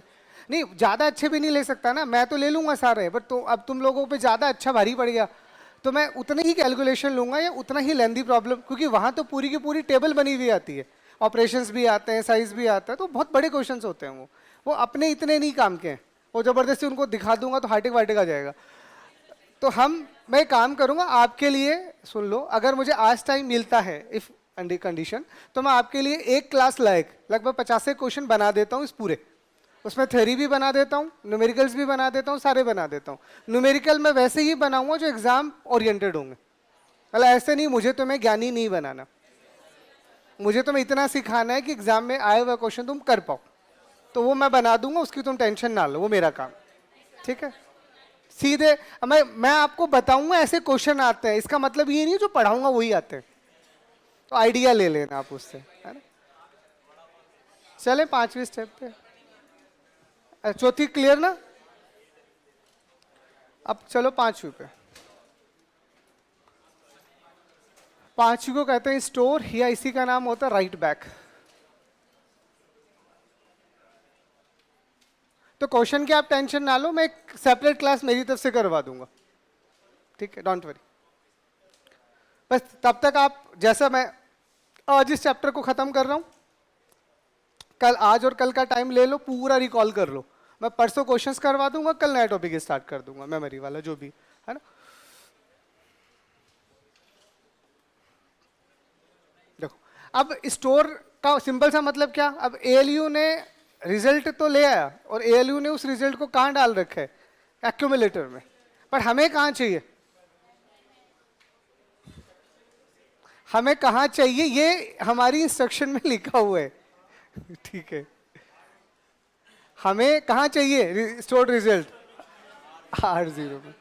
तो ये जैसे ही उसको समझ में आ गया कौन से इंस्ट्रक्शन का टाइप है, ये उसी वक्त क्लियर हो जाता है कि फाइनल रिजल्ट लास्ट में कहाँ आने वाला है, राइट बैक। इसीलिए इसको टेक्निकल शब्दों में स्टोर ना बोल के राइट बैक बोलते हैं। तो राइट बैक का मतलब ये हुआ कि ALU ने अपना काम कर दिया, लेकिन ALU ने तो उस डेटा को एक्यूमुलेटर में रख रखा है, आपको थोड़ी एक्यूमुलेटर में चाहिए, आपको कहाँ चाहिए ये चीज आपने पहले से डिफाइन कर रखा है। तो जो भी आपका फर्स्ट ऑपरेंड था, सुनना, जो भी आपका फर्स्ट ऑपरेंड था उसके इफेक्टिव एड्रेस में जाके अपने उस रिजल्ट को स्टोर कर दो। बस इफेक्टिव एड्रेस हम यूज नहीं करते, एड्रेस ही करेंगे, क्योंकि यहां हमेशा रजिस्टर ही होगा। अरे हम तो डेटा को रजिस्टर में रखेंगे, अब आपको मेमोरी में लेके आना है तो इट इज योर कॉल, हमारा काम आपके उस रजिस्टर तक डेटा को पहुंचाना है जहां आपने हमें बोला है। मेमोरी टू मेमोरी तो हम यूज ही नहीं कर रहे हैं, तो हम इस डेटा को कहाँ डालेंगे, रजिस्टर में डालेंगे। तो इसका मतलब आप क्या समझोगे, लिखवा देता हूँ, लिखो, तो in this step we can store the result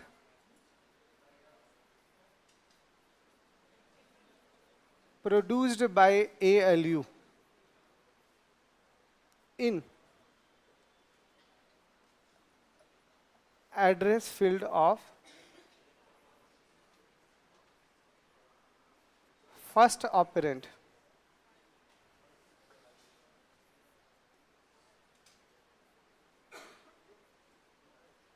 of instruction. ठीक है, तो इसका मतलब एक बार बस लिख लेना, वेट अ मिनट। इसका मतलब अगर मैं यहीं पांचवी अगर बनाता हूं तो मैं क्या बोलूंगा कि अब मेरा जो रिजल्ट यहां से आया होगा उस रिजल्ट को मैं वापस से यहीं धकेल दूंगा, ये आ जाएगा। और यहाँ पे 50 + 30 80 है, तो यहाँ पे 80 आ जाएगा और ये आपका पांचवा स्टेप आ गया। ठीक है, तो लिख लो, डायग्राम बाद में बना लेना, पहले 2 लाइनें लिख लो। लिखो लिखो, इस स्टेप में एएलयू द्वारा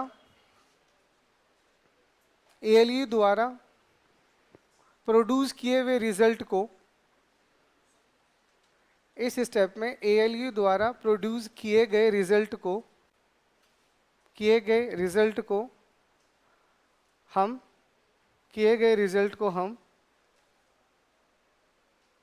हम इंस्ट्रक्शन में फर्स्ट ऑपरेंड के एड्रेस में स्टोर करते हैं। इंस्ट्रक्शन में फर्स्ट ऑपरेंड के एड्रेस में स्टोर करते हैं। ठीक है, तो ये अगर आपका था तो एट द एंड डेटा यहीं जाएगा। ये भी मैं पुराना डायग्राम बना दूंगा, लिख लेना। ठीक है, ठीक है, इंस्ट्रक्शन में फर्स्ट ऑपरेंड के एड्रेस में स्टोर करते हैं। ये होता है बाय डिफॉल्ट मीनिंग इसका।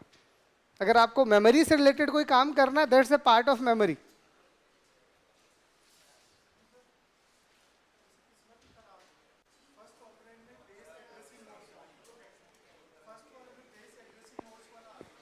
नहीं, वो ऐसा कभी नहीं होगा। नहीं होगा ही नहीं। आप जब भी ऐसा काम करते हो, इन ऑपरेशंस में इंस्ट्रक्शंस कैसी क्या होती है और डेटा कैसे निकल के आएगा। फर्स्ट ऑपरेंड 99.99% केसेस में आपका जो रहता है, होने को तो कुछ भी हो सकता है, ठीक है, लेकिन अगर आपने इफेक्टिव एड्रेस की बात किया, आप जब किस्मत खराब की बात कर रहे हो, तो उस केस का मतलब ये है कि वहां पे आपका फर्स्ट में इफेक्टिव एड्रेस है, तो अब वो इफेक्टिव एड्रेस के पास जाएगा। अब तो जाएगा तो उसका हम कुछ कर भी नहीं सकते, बट होगा फर्स्ट के पास ही। मैं तो ये कह रहा हूँ, अगर आपने फर्स्ट में ऐसा लिखा हुआ है, जैसा आपने बोला कि सर हम इसको ऐसा लिख देते हैं, ठीक है, मान लो, हाँ, तो मैं लिख देता हूँ, तो ऐसा आप लिखोगे तो यहाँ जो डेटा जाएगा वो कहाँ स्टोर होगा? इफेक्टिव एड्रेस में ही होगा। और अपन लेके कहाँ जाएंगे? तो वो गया मेमोरी में। सुनो, वो गया मेमोरी में, लेकिन अब उस मेमोरी के लिए आपको मेमोरी एक्सेस यूज करना पड़ेगा, जो मैंने यहाँ नहीं लिखा। जाएगा यहीं पे, लेकिन ये काम अब मेमोरी एक्सेस पे चला गया, और मेमोरी एक्सेस पे चला गया तो अब आपको यहाँ 36 स्टेप में मेमोरी एक्सेस भी लिखना पड़ेगा। हाँ, बिल्कुल लिखना पड़ेगा। तो अभी मैं उसको लिख नहीं रहा, अभी मैं ये मानते हुए काम कर रहा हूँ कि मेरा सारा का सारा डेटा रजिस्टर में ही स्टोर होगा, तो फर्स्ट में मैं ऐसा कोई काम ही नहीं करूंगा कि मुझे मेमोरी पे जाना पड़े। ठीक है, बट फिर भी आप पूछ रहे हो तो ऐसा होगा, उसमें एक स्टेप बढ़ जाएगी आपकी। ठीक है, लिख लिया? उस डायग्राम को थोड़ा सा अपडेट करना चाह रहे हो तो कर दो। अब बढ़िया से काम करना, ये आपके लिए होमवर्क। एक पूरा पेज लेना, ये पूरा खोल देना, है ना, जैसे व्हाइट पेज, 1 मिनट, है ना, ये वाला, ये दोनों खोल लेना, और ये पांचों के पांचों स्टेप का पूरा डायग्राम एक साथ बनाना। पांचों स्टेप का डायग्राम एक साथ बनाना। जो नहीं बनाएगा वो कल क्लास में अलाउ नहीं है। मैं सबका चेक करूंगा डायग्राम, है ना, नहीं तो तुम आओ कल, मैं बताता हूं तुम्हें। मतलब तुम्हें जो चीज समझ में आ गई उसको लिखते हुए जोर आ रहा है। मैंने अलग अलग पार्ट्स बनाए, you have to connect it ना ओनली। इससे थोड़ा आपको अच्छा लगेगा डायग्राम बनाते बनाते। कोई भी जो आपको अच्छा लगे, इससे होगा कुछ नहीं, आपकी क्रिएटिविटी अच्छी हो जाएगी और आपको सच में समझ आ जाएगा। इसी को नहीं, दूसरे ऑपरेशन को। लिख लिया?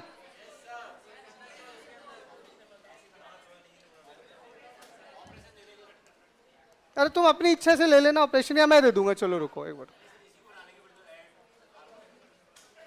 तुम एक काम करना, इसी को बना लेना, ठीक है? जाओ,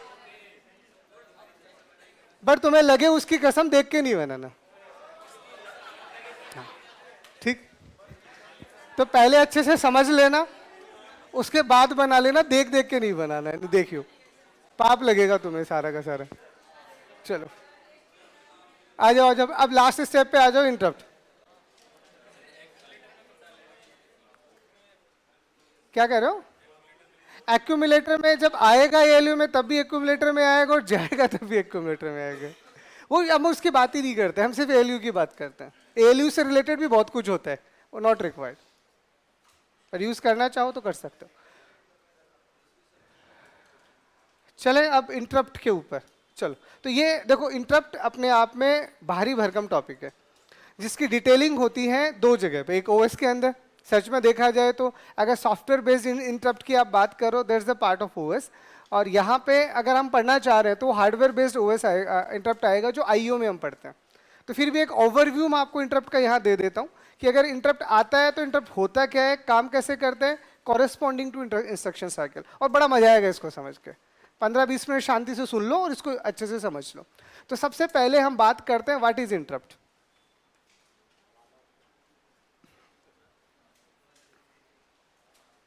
क्या इंटरप्ट क्या होता है?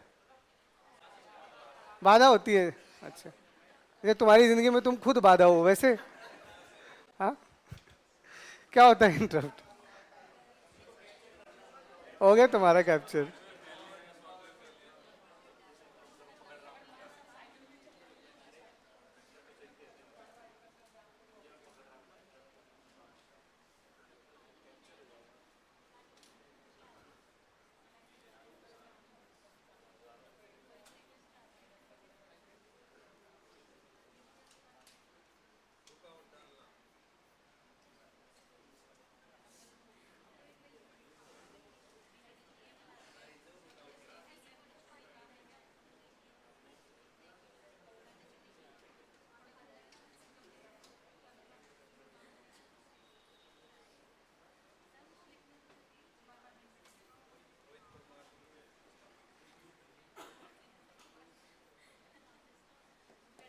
तो देखो, इंटरप्ट क्या है पहले समझो। इंटरप्ट हमारे लिए एक कॉन्सेप्ट है। इंटरप्ट हमारे लिए एक ऐसा कॉन्सेप्ट है जो हमारे इंस्ट्रक्शन में किसी भी प्रॉब्लम को आने पे बताएगा प्रॉब्लम आई है। सुनना, इंटरप्ट एक कॉन्सेप्ट है जो हमें ये बताएगा कि किसी भी प्रोग्राम के एग्जीक्यूशन के टाइम पे अगर कोई दिक्कत आई है या नहीं आई, और अगर दिक्कत आई है तो उसे सॉल्व कैसे करें। अगर कोई दिक्कत आई है तो उसे सॉल्व कैसे करेंगे, इस पूरे कॉन्सेप्ट को हम इंटरप्ट करते हैं। तो लिखो, तुम्हारी हिंदी खा जाती है मुझे तो। लिखो, लिखो, इंटरप्ट एक कॉन्सेप्ट होता है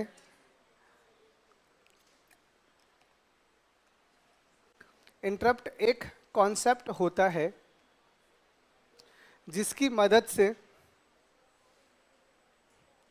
जिसकी मदद से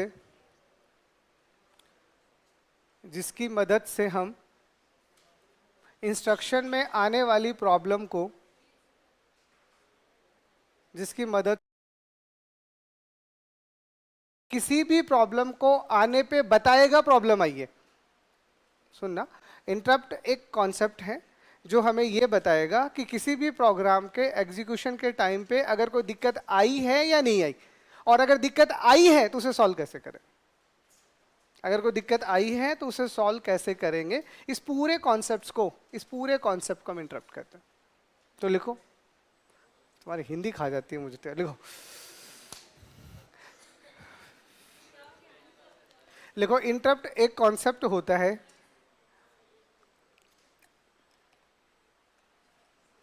इंटरप्ट एक कॉन्सेप्ट होता है जिसकी मदद से जिसकी मदद से जिसकी मदद से हम इंस्ट्रक्शन में आने वाली प्रॉब्लम को जिसकी मदद से हम इंस्ट्रक्शन साइकिल लिखना ना, जिसकी मदद से हम इंस्ट्रक्शन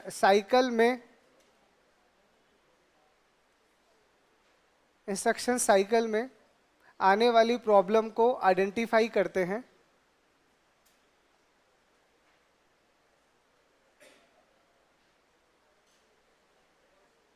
ठीक है, बीच में आने वाली प्रॉब्लम को आइडेंटिफाई करते हैं और सॉल्व करते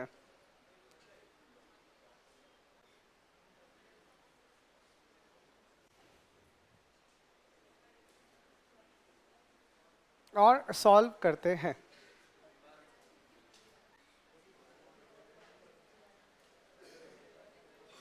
लिख लिया? अब देखो, कोई भी इंटरप्ट आएगी कब? जैसे नॉर्मली एक जनरल सा क्वेश्चन यही पूछा जाता है कि when interrupts occur during the fetch cycle, like वो तो आपको पूरा डायग्राम याद हो गया, इसलिए अभी तो मजे हैं तुम्हारे, है ना। अगर मैं आपसे पूछूं कि इंटरप्ट कब आएगा, तो 100% इंटरप्ट जो आएगा वो पूरी इंस्ट्रक्शन की एग्जीक्यूशन के 5वीं स्टेप होने के बाद ही आएगा, पहले नहीं आ सकता। ये पूरी की पूरी स्टेप्स चली होंगी। It just like the compiler. आप अपने कंपाइलर को सोचो, आपने अपना प्रोग्राम बनाया, उसको कंपाइल किया, ड्यूरिंग द कंपाइलेशन वो पूरे प्रोग्राम को एग्जीक्यूट करता है ना पूरे को, और उसके बाद में भर भर के आपके मुंह पे आपकी गलतियां मार देता है एक साथ। वो कहेगा जहां जहां गलतियां जाओ और सुधारो।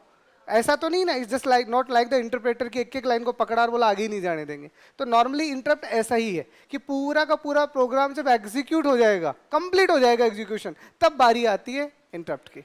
और अब मजे की बात है, जब सारा का सारा साइकिल खत्म हो चुका है, तब ये क्या करेगा और कैसे करेगा? क्योंकि अब ये कैसे होने वाला है, चलो पूरा 15-20 मिनट का टॉपिक लेके इसको थोड़ा समझा रहा हूँ, थोड़ा सा लॉजिकल टच देने के लिए कि इंटरप्ट का थोड़ा थॉट आपके दिमाग में जाए। बट ये लाइन पहले लिख दीजिएगा कि interrupt is occur only after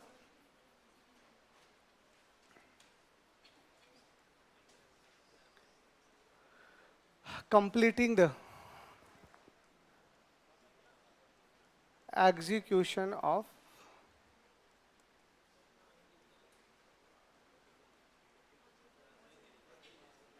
instruction cycle. पहले ही याद रख लो, ठीक है। लिखो, इसमें लिखो इंटरप्ट हमेशा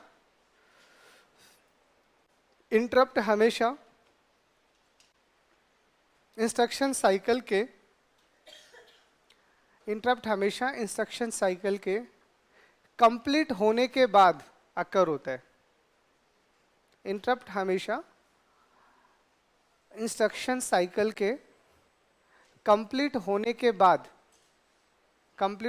बाद अकर होता है या घटित होता है, ठीक। अब तुम्हें इतना गंदा हिंदी वर्ड लिखना चाहो लिख दो, सब आती है मुझे, बोलता नहीं हूं मैं, ऐसा कुछ नहीं है। मुझे हिंदी लिखना भी आता है, बोलना भी आता है, हिंदी भाषी है। मैं 12th तक खुद हिंदी वाला हूं, तो मैं कैसे मुंह कर सकता हूँ? अंग्रेज तो बाद में बने, बट फिलहाल रूटीन में नहीं है। रूटीन इन द सेंस कि अगर मैं हिंदी लिखने बैठूंगा तो मेरे को ऐसे रुकना पड़ेगा, शब्द सोचना पड़ेगा, फिर लिखना पड़ेगा। इंग्लिश में तो मेरा हाथ तेज चलता है और दिमाग सोचता रहता है, तो वो थोड़ा स्पीड थोड़ा सा अच्छा है, क्योंकि उसी पे काम कर रहे हैं इतने सालों से। That's the reason. समझ में आ गया इतना पहले? चलो अब देखो, आपको इंस्ट्रक्शन की हकीकत बताते हैं, क्या होता है इंस्ट्रक्शन, मतलब इंटरप्ट के अंदर थोड़ा समझना। देखो, मैंने आपको कंप्लीट कुछ चीजें मैंने अभी आपकी गायब कर दी थी, क्योंकि वो नीड नहीं थी मुझे। मैंने आपको हर टाइप के इंस्ट्रक्शंस को एग्जीक्यूट करना नहीं पढ़ाया था, क्योंकि मुझे लगा नहीं कहीं नीड थी। उसमें एक इंस्ट्रक्शन होती है आपके पास में सब रूटीन, जिसको कॉल द फंक्शन कॉल भी एक इंस्ट्रक्शन होता है। उसके लिए कॉल हम ऑपरेशन यूज करते हैं, और जब आप कॉल करते हो तब जाके आपका रूटीन ऑपरेशन परफॉर्म होता है। तो यहाँ उसको रिलेट करना पड़ेगा मुझे, समझना। जैसे फॉर एग्जांपल यहाँ आपका मेमोरी है, और आप ऐसे समझना,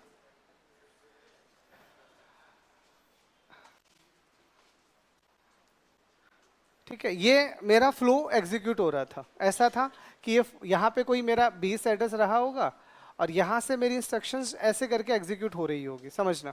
अब यहाँ इस लाइन पे आके मेरे को पहले एग्जीक्यूट करने वाला काम था, तो मैंने इन सारी की सारी इंस्ट्रक्शन को एग्जीक्यूट कर दिया, तो मतलब मेरा इंस्ट्रक्शन साइकिल कंप्लीट हो गया।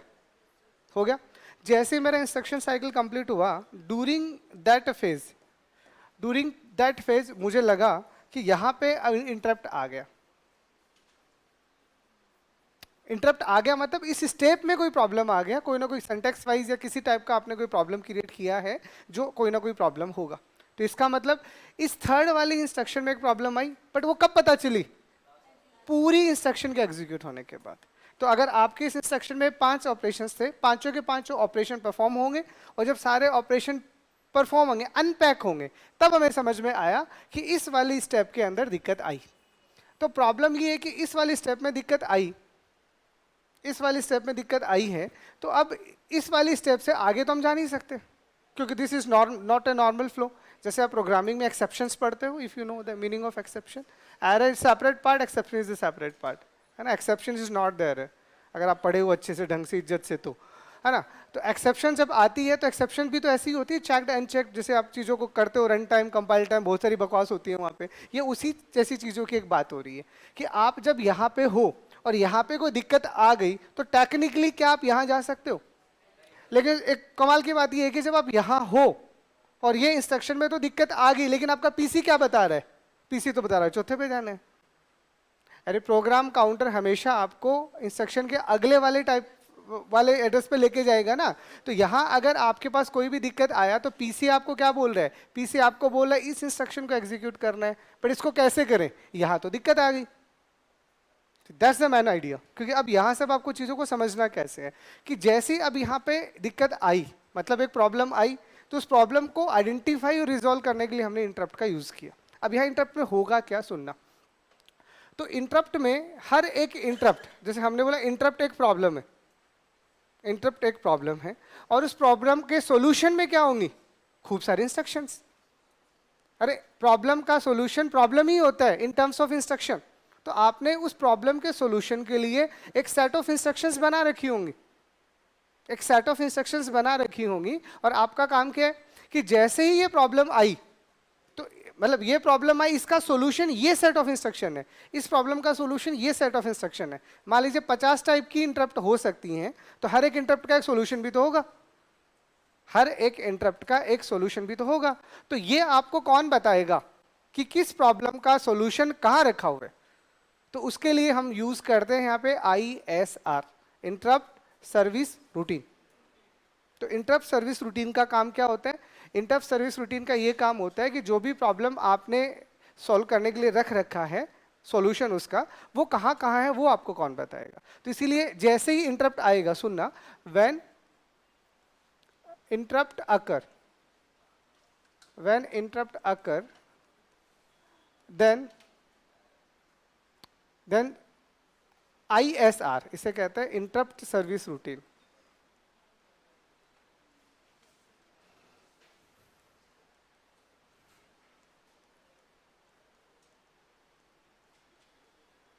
Tales the CPU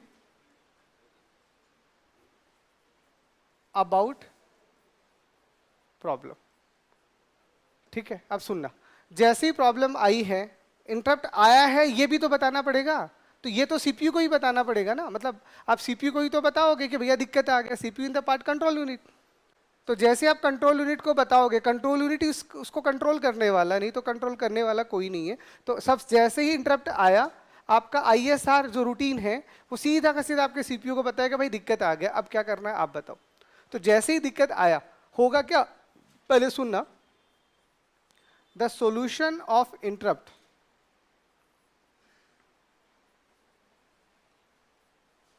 is,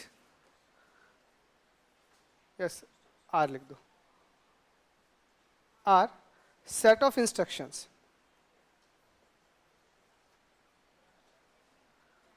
which are generally, मतलब नॉर्मल प्रोसीजर क्या होता है आपको समझा देता हूँ, generally loaded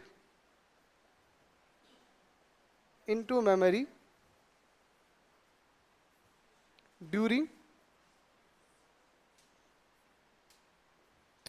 booting of OS। क्योंकि यहाँ पे कई सारी चीज़ें आपस में जुड़ेंगी, तो एक आइडिया देने के लिए मैं आपको बता रहा हूँ। क्या होगा, कोई भी इंटरप्ट का अगर कोई सॉल्यूशन होगा, तो वो सॉल्यूशन आपने रख रखा है, लेकिन वो सॉल्यूशन क्या है, जैसे ही आपने OS को बूट किया, तो आपको पता है OS को बूट करते बहुत कुछ होता है। तो जैसे आपका ऑपरेटिंग सिस्टम बूट होगा, अगर कोई दिक्कत आगे आएगी तो वो जितने भी इंटरप्ट्स के रूटीन्स हैं उन सबको उठाएगा और मैन मेमोरी में ला के रख देगा।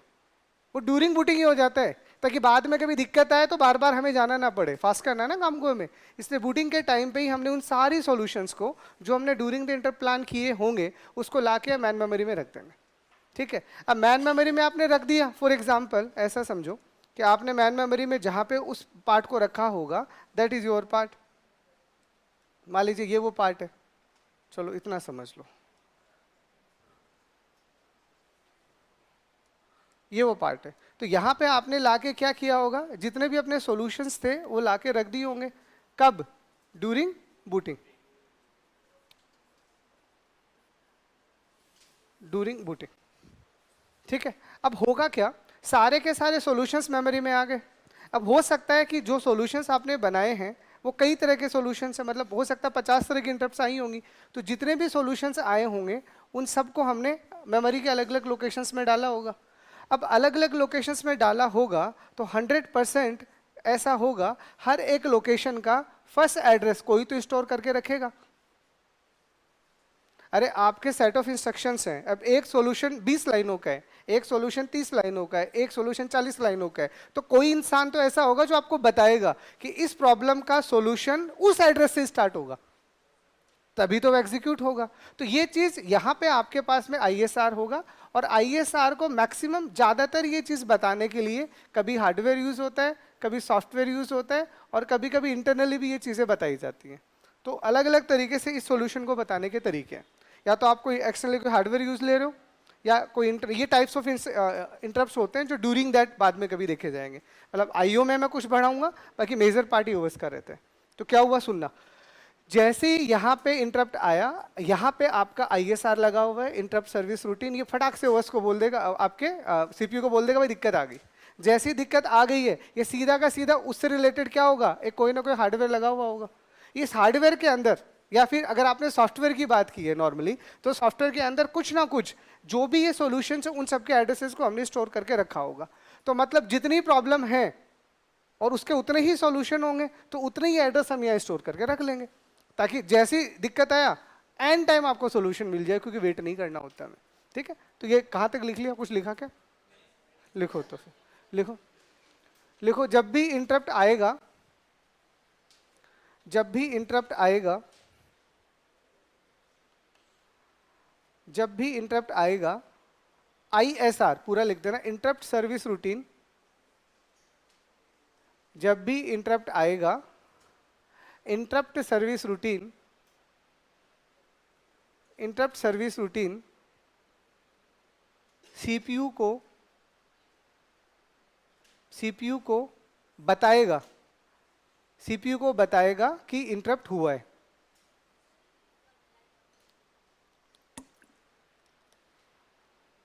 जब भी इंटरप्ट होगा, ISR CPU को ये बताएगा कि इंटरप्ट हुआ है। ठीक है, आगे लिख लो, और लिखो हर एक इंटरप्ट के सॉल्यूशन को, या हर एक इंटरप्ट का सॉल्यूशन, हर एक इंटरप्ट का सॉल्यूशन भी सेट ऑफ इंस्ट्रक्शंस होता है। हर एक इंटरप्ट का सॉल्यूशन भी सेट ऑफ इंस्ट्रक्शंस होता है जो ड्यूरिंग बूटिंग, जो बूटिंग के दौरान, जो बूटिंग के दौरान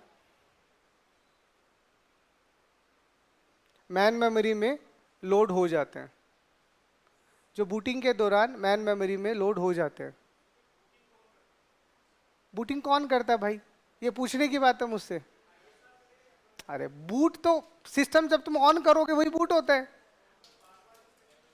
जब जब आप कंप्यूटर को ऑन करोगे, ऑन करते ही सारे सॉल्यूशन मैन मेमोरी में आ गए। बूटिंग के दौरान कितने सारे काम होते हैं। बूटिंग के दौरान सबसे पहले काम क्या होता है, आपका बायोस जगता है। कौन जगाता है? Boot strap loader. अभी तो तुम्हारा काम है, तुमने पढ़ा होगा। तो बूट स्ट्रैप लोडर सबसे पहले बायोस को थप थप करके जगाए, बेटा उठ सारे हार्डवेयर को चेक कर। वो सारे हार्डवेयर को चेक करेगा, जहाँ जहाँ जुड़े हुए उन सबके रूटीन्स को चेक करेगा, सारे फंक्शनलिटीज़ को चेक करेगा, सारे बैकग्राउंड प्रोसेस को लोड करेगा। जितने इसेंशियल टास्क है उन सबको लॉड करेगा, और उन्हीं में ये भी एक काम होगा। अरे मैंने आपको ये बोला वो सॉल्यूशन बूटिंग के दौरान ही मैन मेमोरी में आ गए, अब वो कहाँ रखे हुए वो बता रहा हूं मैं। तो अब आपका इंटरप्ट आएगा तो उसका सॉल्यूशन मेमोरी में ही मिल गया। मतलब अब क्या होने वाला सुनना, अब मैं आपको क्या बताने वाला हूं, मैं ये बताने वाला हूं कि यहां पे एक प्रॉब्लम आया तो इस प्रॉब्लम का सॉल्यूशन मैंने यहीं रख रखा है लेकिन ये यहां रखा किसने वो समझा रहा था इतनी देर से। अब आप नहीं तो आप कह देते सर हमने तो लिखा ही नहीं, कहां से आ गया, तो तुम लिखोगे भी नहीं कभी क्योंकि तुम्हें नहीं लिखना आता। ठीक है,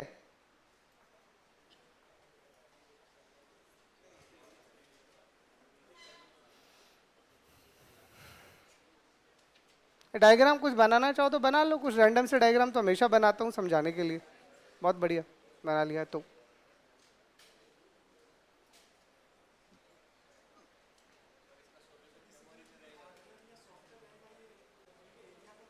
हाँ, एरिया को लोकेट करेगा। सॉल्यूशन का सॉल्यूशन कहाँ से स्टार्ट हो, जैसे बेस एड्रेस, इंडेक्स रजिस्टर वो सब बताते हैं ना, बस वैसे ही ये कोई हार्डवेयर है बिल्कुल।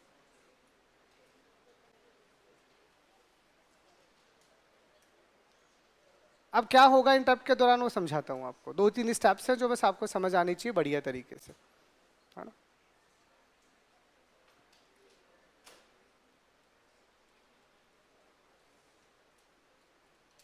देखो अब क्या होगा, पहले सुनो इसको, तुम डायग्राम वायग्राम बनाते रहो। अब पूरी इंटरप्ट के दौरान क्या होगा, अरे सॉरी सुन ले, ये पंचायती क्यों कर रहे हो तुम लोग।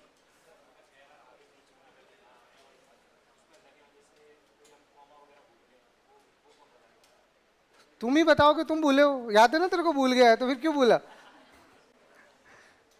अरे वो सारी एरर्स हैं उन्हीं की बात हो रही है। तो क्या होगा सुनो, अब इधर इधर मान लीजिए इस तीसरी लाइन पे इंटरप्ट आया, तो जैसे ही इंटरप्ट आया सबसे पहले आईएसआर क्या करेगा, सीपीयू को जगाएगा, भाई दिक्कत आया बता क्या करना है, क्योंकि कंट्रोल यूनिट ही ये सारा काम करेगा।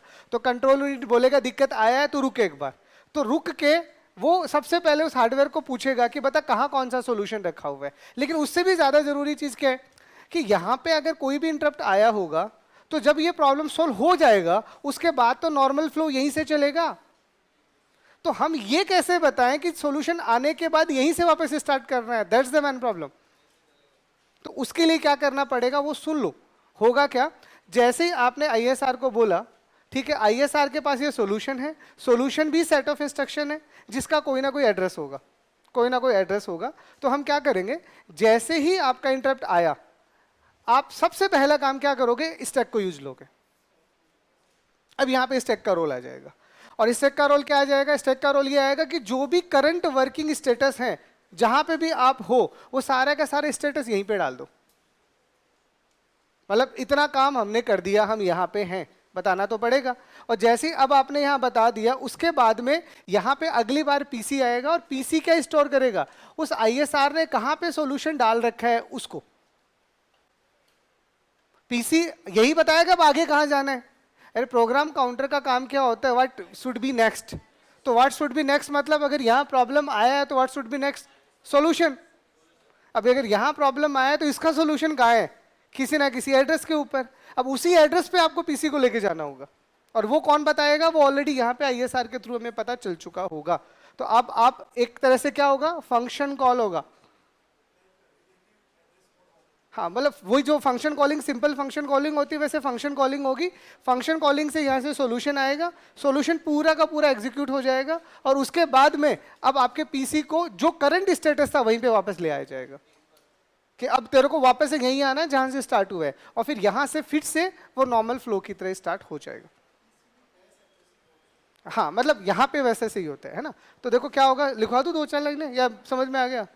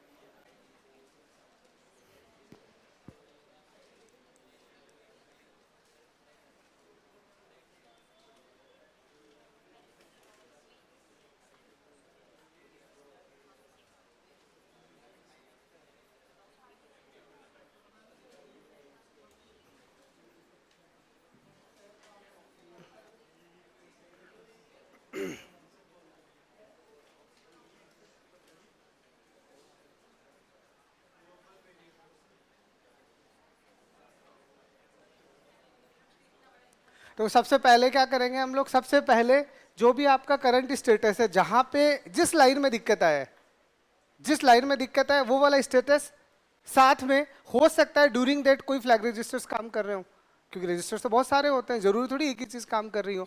तो जो भी आपका करंट स्टेटस, साथ में जितने भी स्पेशल रजिस्टर्स हैं, जैसे कि कोई फ्लैग रजिस्टर्स या कुछ भी होगा, उनका जो भी करंट स्टेटस है जो बाद में काम आने वाला था, उन सबको हम स्टैक में डाल देंगे। ठीक है, उसके बाद पीसी या फिर address of ISR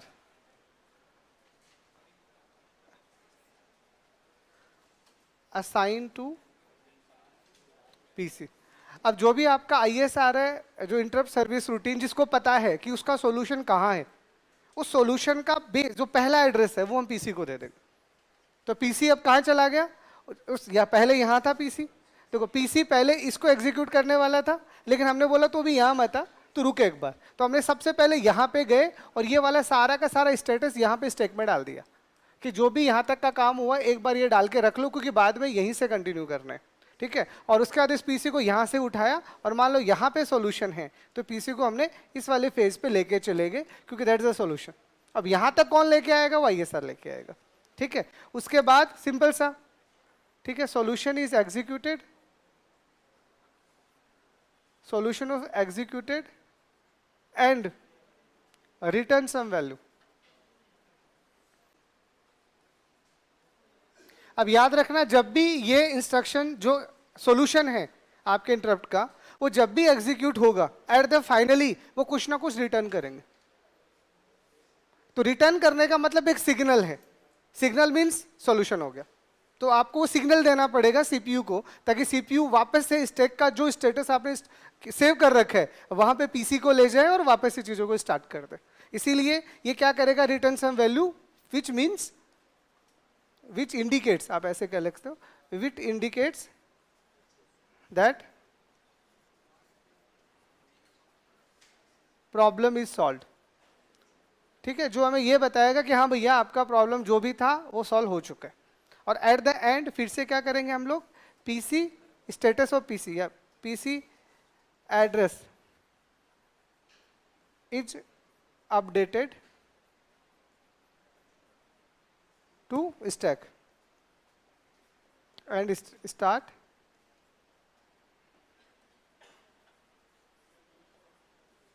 normal flow. वो मैंने लिखा नहीं स्टैक में है, तो जैसे रिटर्न आएगा वो पॉप हो जाएगा, वो सब बकवास बातें हो, तुम्हें भी पता है। अब ऐसा तो है नहीं सीधा ही कुछ होगा, तो मैंने वहाँ वही चीज़ें लिखी हैं जो जरूरी। हाँ तो लिख लो, कहाँ तक लिख लिया, ऐसा कुछ भी नहीं लिखा है क्या, लिखो, अरे लिखो यार, लिखो इंटरप्ट के दौरान निम्न ऑपरेशन होते हैं, फॉलोइंग ऑपरेशंस होते हैं।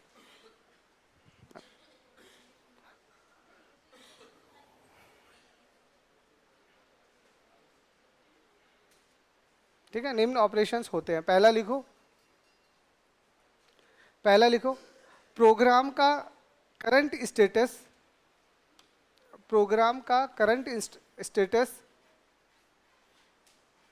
और प्रोग्राम का करंट स्टेटस और स्पेशल रजिस्टर्स का वैल्यू,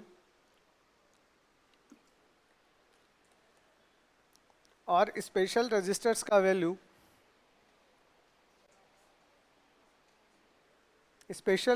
का वैल्यू स्टैक में पुश करेंगे,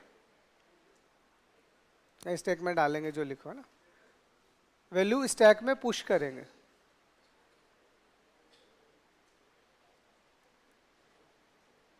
ठीक है, दूसरी स्टेप लिखो, उसके बाद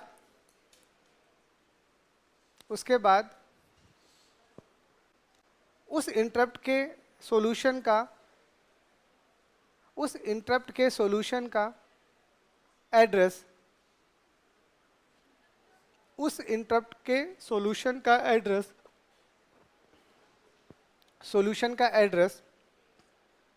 जो ISR के पास है, उसे पीसी को असाइन करेंगे।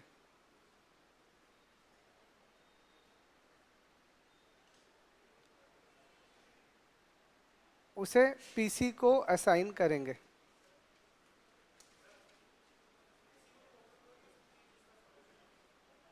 नहीं नहीं, यहाँ पे जितनी भी पॉसिबल प्रॉब्लम्स हो सब नहीं होगी तो हैंग हो जाएगा, डेडलॉक हो जाएगा, बंद हो जाएगा कंप्यूटर। दुनिया में हर चीज़ का सोल्यूशन संभव नहीं है। तो यहाँ पे हम उन प्रॉब्लम्स का सोल्यूशन निकालते हैं जो मैक्सिमम आ सकती है। बट हर 100% प्रॉब्लम तो कोई मशीन आज तक बना ही नहीं है। This the rule of the machine, Moore's and Mealy's machine जो साफ कहते हैं इस चीज़ को लेके कि दुनिया में आज तक कोई मशीन नहीं बना जो 100% एक्यूरेट हो और जो 100% चीज़ों को सॉल्व करें। तो असंभव है ना। तो कहाँ था वैसे मैं? तो टॉक देते हो यार बीच में, फिर बोल जाता हूँ। हिंदी वाला, हिंदी वाला दूसरा हो गया था ना।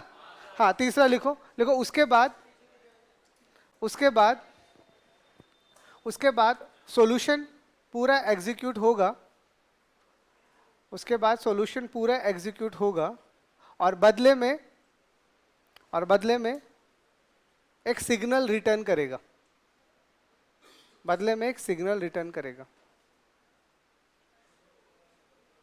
अलग अलग सिग्नल्स होते हैं, वो नाम बताने की नीड नहीं, जैसे IRET इसे कहते हैं इंटरप्ट रिटर्न। ऐसे बहुत अलग अलग सिग्नल्स होते हैं, हमें इन ऑपकोड से कोई लेना देना नहीं है। बदले में एक सिग्नल रिटर्न करेगा जिसका मतलब सॉल्यूशन हो गया, जिसका मतलब सॉल्यूशन हो गया। बिना इस रिटर्न के हम कुछ नहीं कर पाएंगे, वेट करेंगे। तो वेट करते रहेंगे, जैसे सिग्नल रिटर्न हो इट मीन सॉल्यूशन हो गया। ठीक है, या हो सकता नहीं भी हो, ये भी तो एक सिग्नल है। तो जो भी सिग्नल है उस सिग्नल का वेट करना। मैं ऐसा मान रहा हूँ कि पॉजिटिव सिग्नल ही रिसीव हुए। ठीक है, उसके बाद लास्ट सिस्टम में लिखो, उसके बाद लिखो स्टैक में जो भी एड्रेस है करंट, जो स्टैक में जो भी करंट वर्किंग एड्रेस है उसको पीसी में डाल देंगे। जो भी करंट वर्किंग, करंट मतलब जहां से छोड़ा था आपने, है ना। उसके बाद स्टैक में जो भी करंट वर्किंग एड्रेस है उसको पीसी को दे के नॉर्मल फ्लो स्टार्ट कर देंगे। उसके बाद पता नहीं क्या था, लिख लिया, पीसी को देके नॉर्मल फ्लो स्टार्ट कर देंगे। पीसी को देके नॉर्मल फ्लो स्टार्ट कर देंगे। ये तो बस मैंने आपको बोनस पढ़ा दिया, क्योंकि देखो इंटरप्ट आपको कहीं ना कहीं तो पढ़ना है। तो थोड़ा सा एक आइडिया यहाँ ले लो कि इंटरनली कैसे काम करता है। अब मैंने यहाँ पे इंटरप्ट क्या है, उसमें कितने टाइप्स के होते हैं, वो मैंने यहाँ जिक्र भी नहीं किया, वो मेरा काम ही नहीं है। वो या मेरा है तो मैं आईओ में पढ़ाऊंगा, यहाँ कोई काम नहीं है, मैं ये कहना चाह रहा हूँ। ठीक है, तो यहाँ तक अब आपका जो भी ISR था उससे रिलेटेड जितनी भी पॉसिबल थ्योरी थी वो सारी हो चुकी है। क्वेश्चंस हैं तो वो तो जितने आप करोगे, जितने आप प्रैक्टिस करोगे तो मैं आपको करवा ही दूंगा। अगला आपका जो टॉपिक है, जस्ट एक ओवरव्यू दे रहा हूँ 2 मिनट 3 मिनट का, एंड दैट्स योर मेमोरी। और मेमोरी में अगेन वही फंडामेंटल पार्ट सर मेमोरी का पढ़ा चुके हैं, तो मैं ये नहीं पढ़ाऊंगा रैम क्या होता है, रोम क्या होता है, पी रोम क्या होता है, ईपी रोम क्या होता है। This is not my working.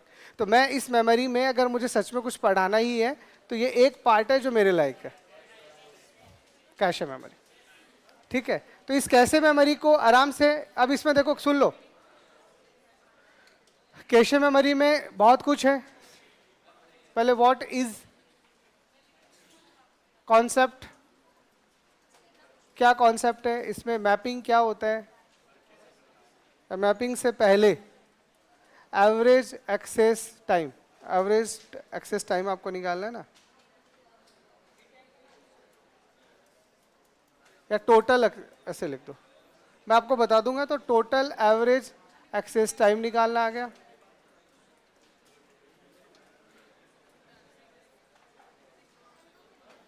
मैं आपको फ्लो बता रहा हूँ, इसमें कुछ पढ़ाना नहीं पढ़ाना बाद की बात है।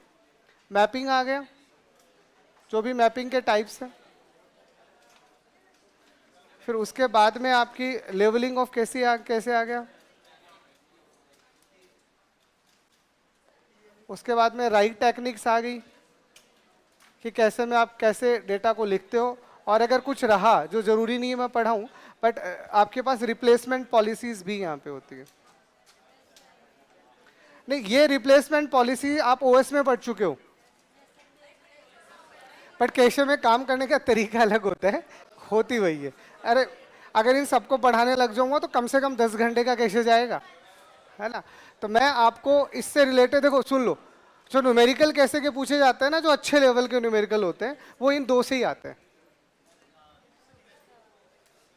आपको कैसे का पूरा एवरेज एक्सेस टाइम निकालना आना चाहिए। कोई भी मैपिंग अगर आप यूज कर रहे हो, वो आपका सेट एसोसिएटिव हो सकता है, टोटल हो सकता है, फुली हो सकता है, उसमें क्या टैग होता है, क्या ऑफसेट होता है, क्या लाइन होता है, टर्म्स को पहचानना। तो ये अच्छा टॉपिक है, मतलब कैसे डिटेल से पढ़ेंगे। तो डिटेल से पढ़ने का मतलब लगभग लगभग 4 क्लास तो वैसे ही हो गया। 4 क्लास तो कैसे का वैसे भी जाएगा ना चाहते हुए भी, क्योंकि बिल्कुल स्केच से हर एक चीज को पढ़ाऊंगा। अब आपने नाम सुना होगा लोकेलिटी ऑफ रेफरेंस, बट आपको वो भी ढंग से नहीं आता, तो हर चीज को मुझे समझाना पड़ेगा, फिर हम इसकी बात करेंगे, ठीक है। तो कैसे कोहेरेंस और वो सारे कॉन्सेप्ट हैं, अगर आप चाहते हो तो मैं यहाँ पे पढ़ाऊंगा लोकेलिटी ऑफ रेफरेंस। बाकी कैसे कोहेरेंस और वो सारे पढ़ना चाह रहे हो तो वो मेमोरी के ही कॉन्सेप्ट होते हैं, वैसे देख लेंगे, अगर उनकी नीड रही तो पढ़ा देंगे, तीनों कॉन्सेप्ट पढ़ा देंगे। नहीं वो तो फिर आपके जैसे ही आप पाइपलाइनिंग और उन कॉन्सेप्टों पे आ जाओगे, चीजें ही बदल जाएंगी सारी की सारी।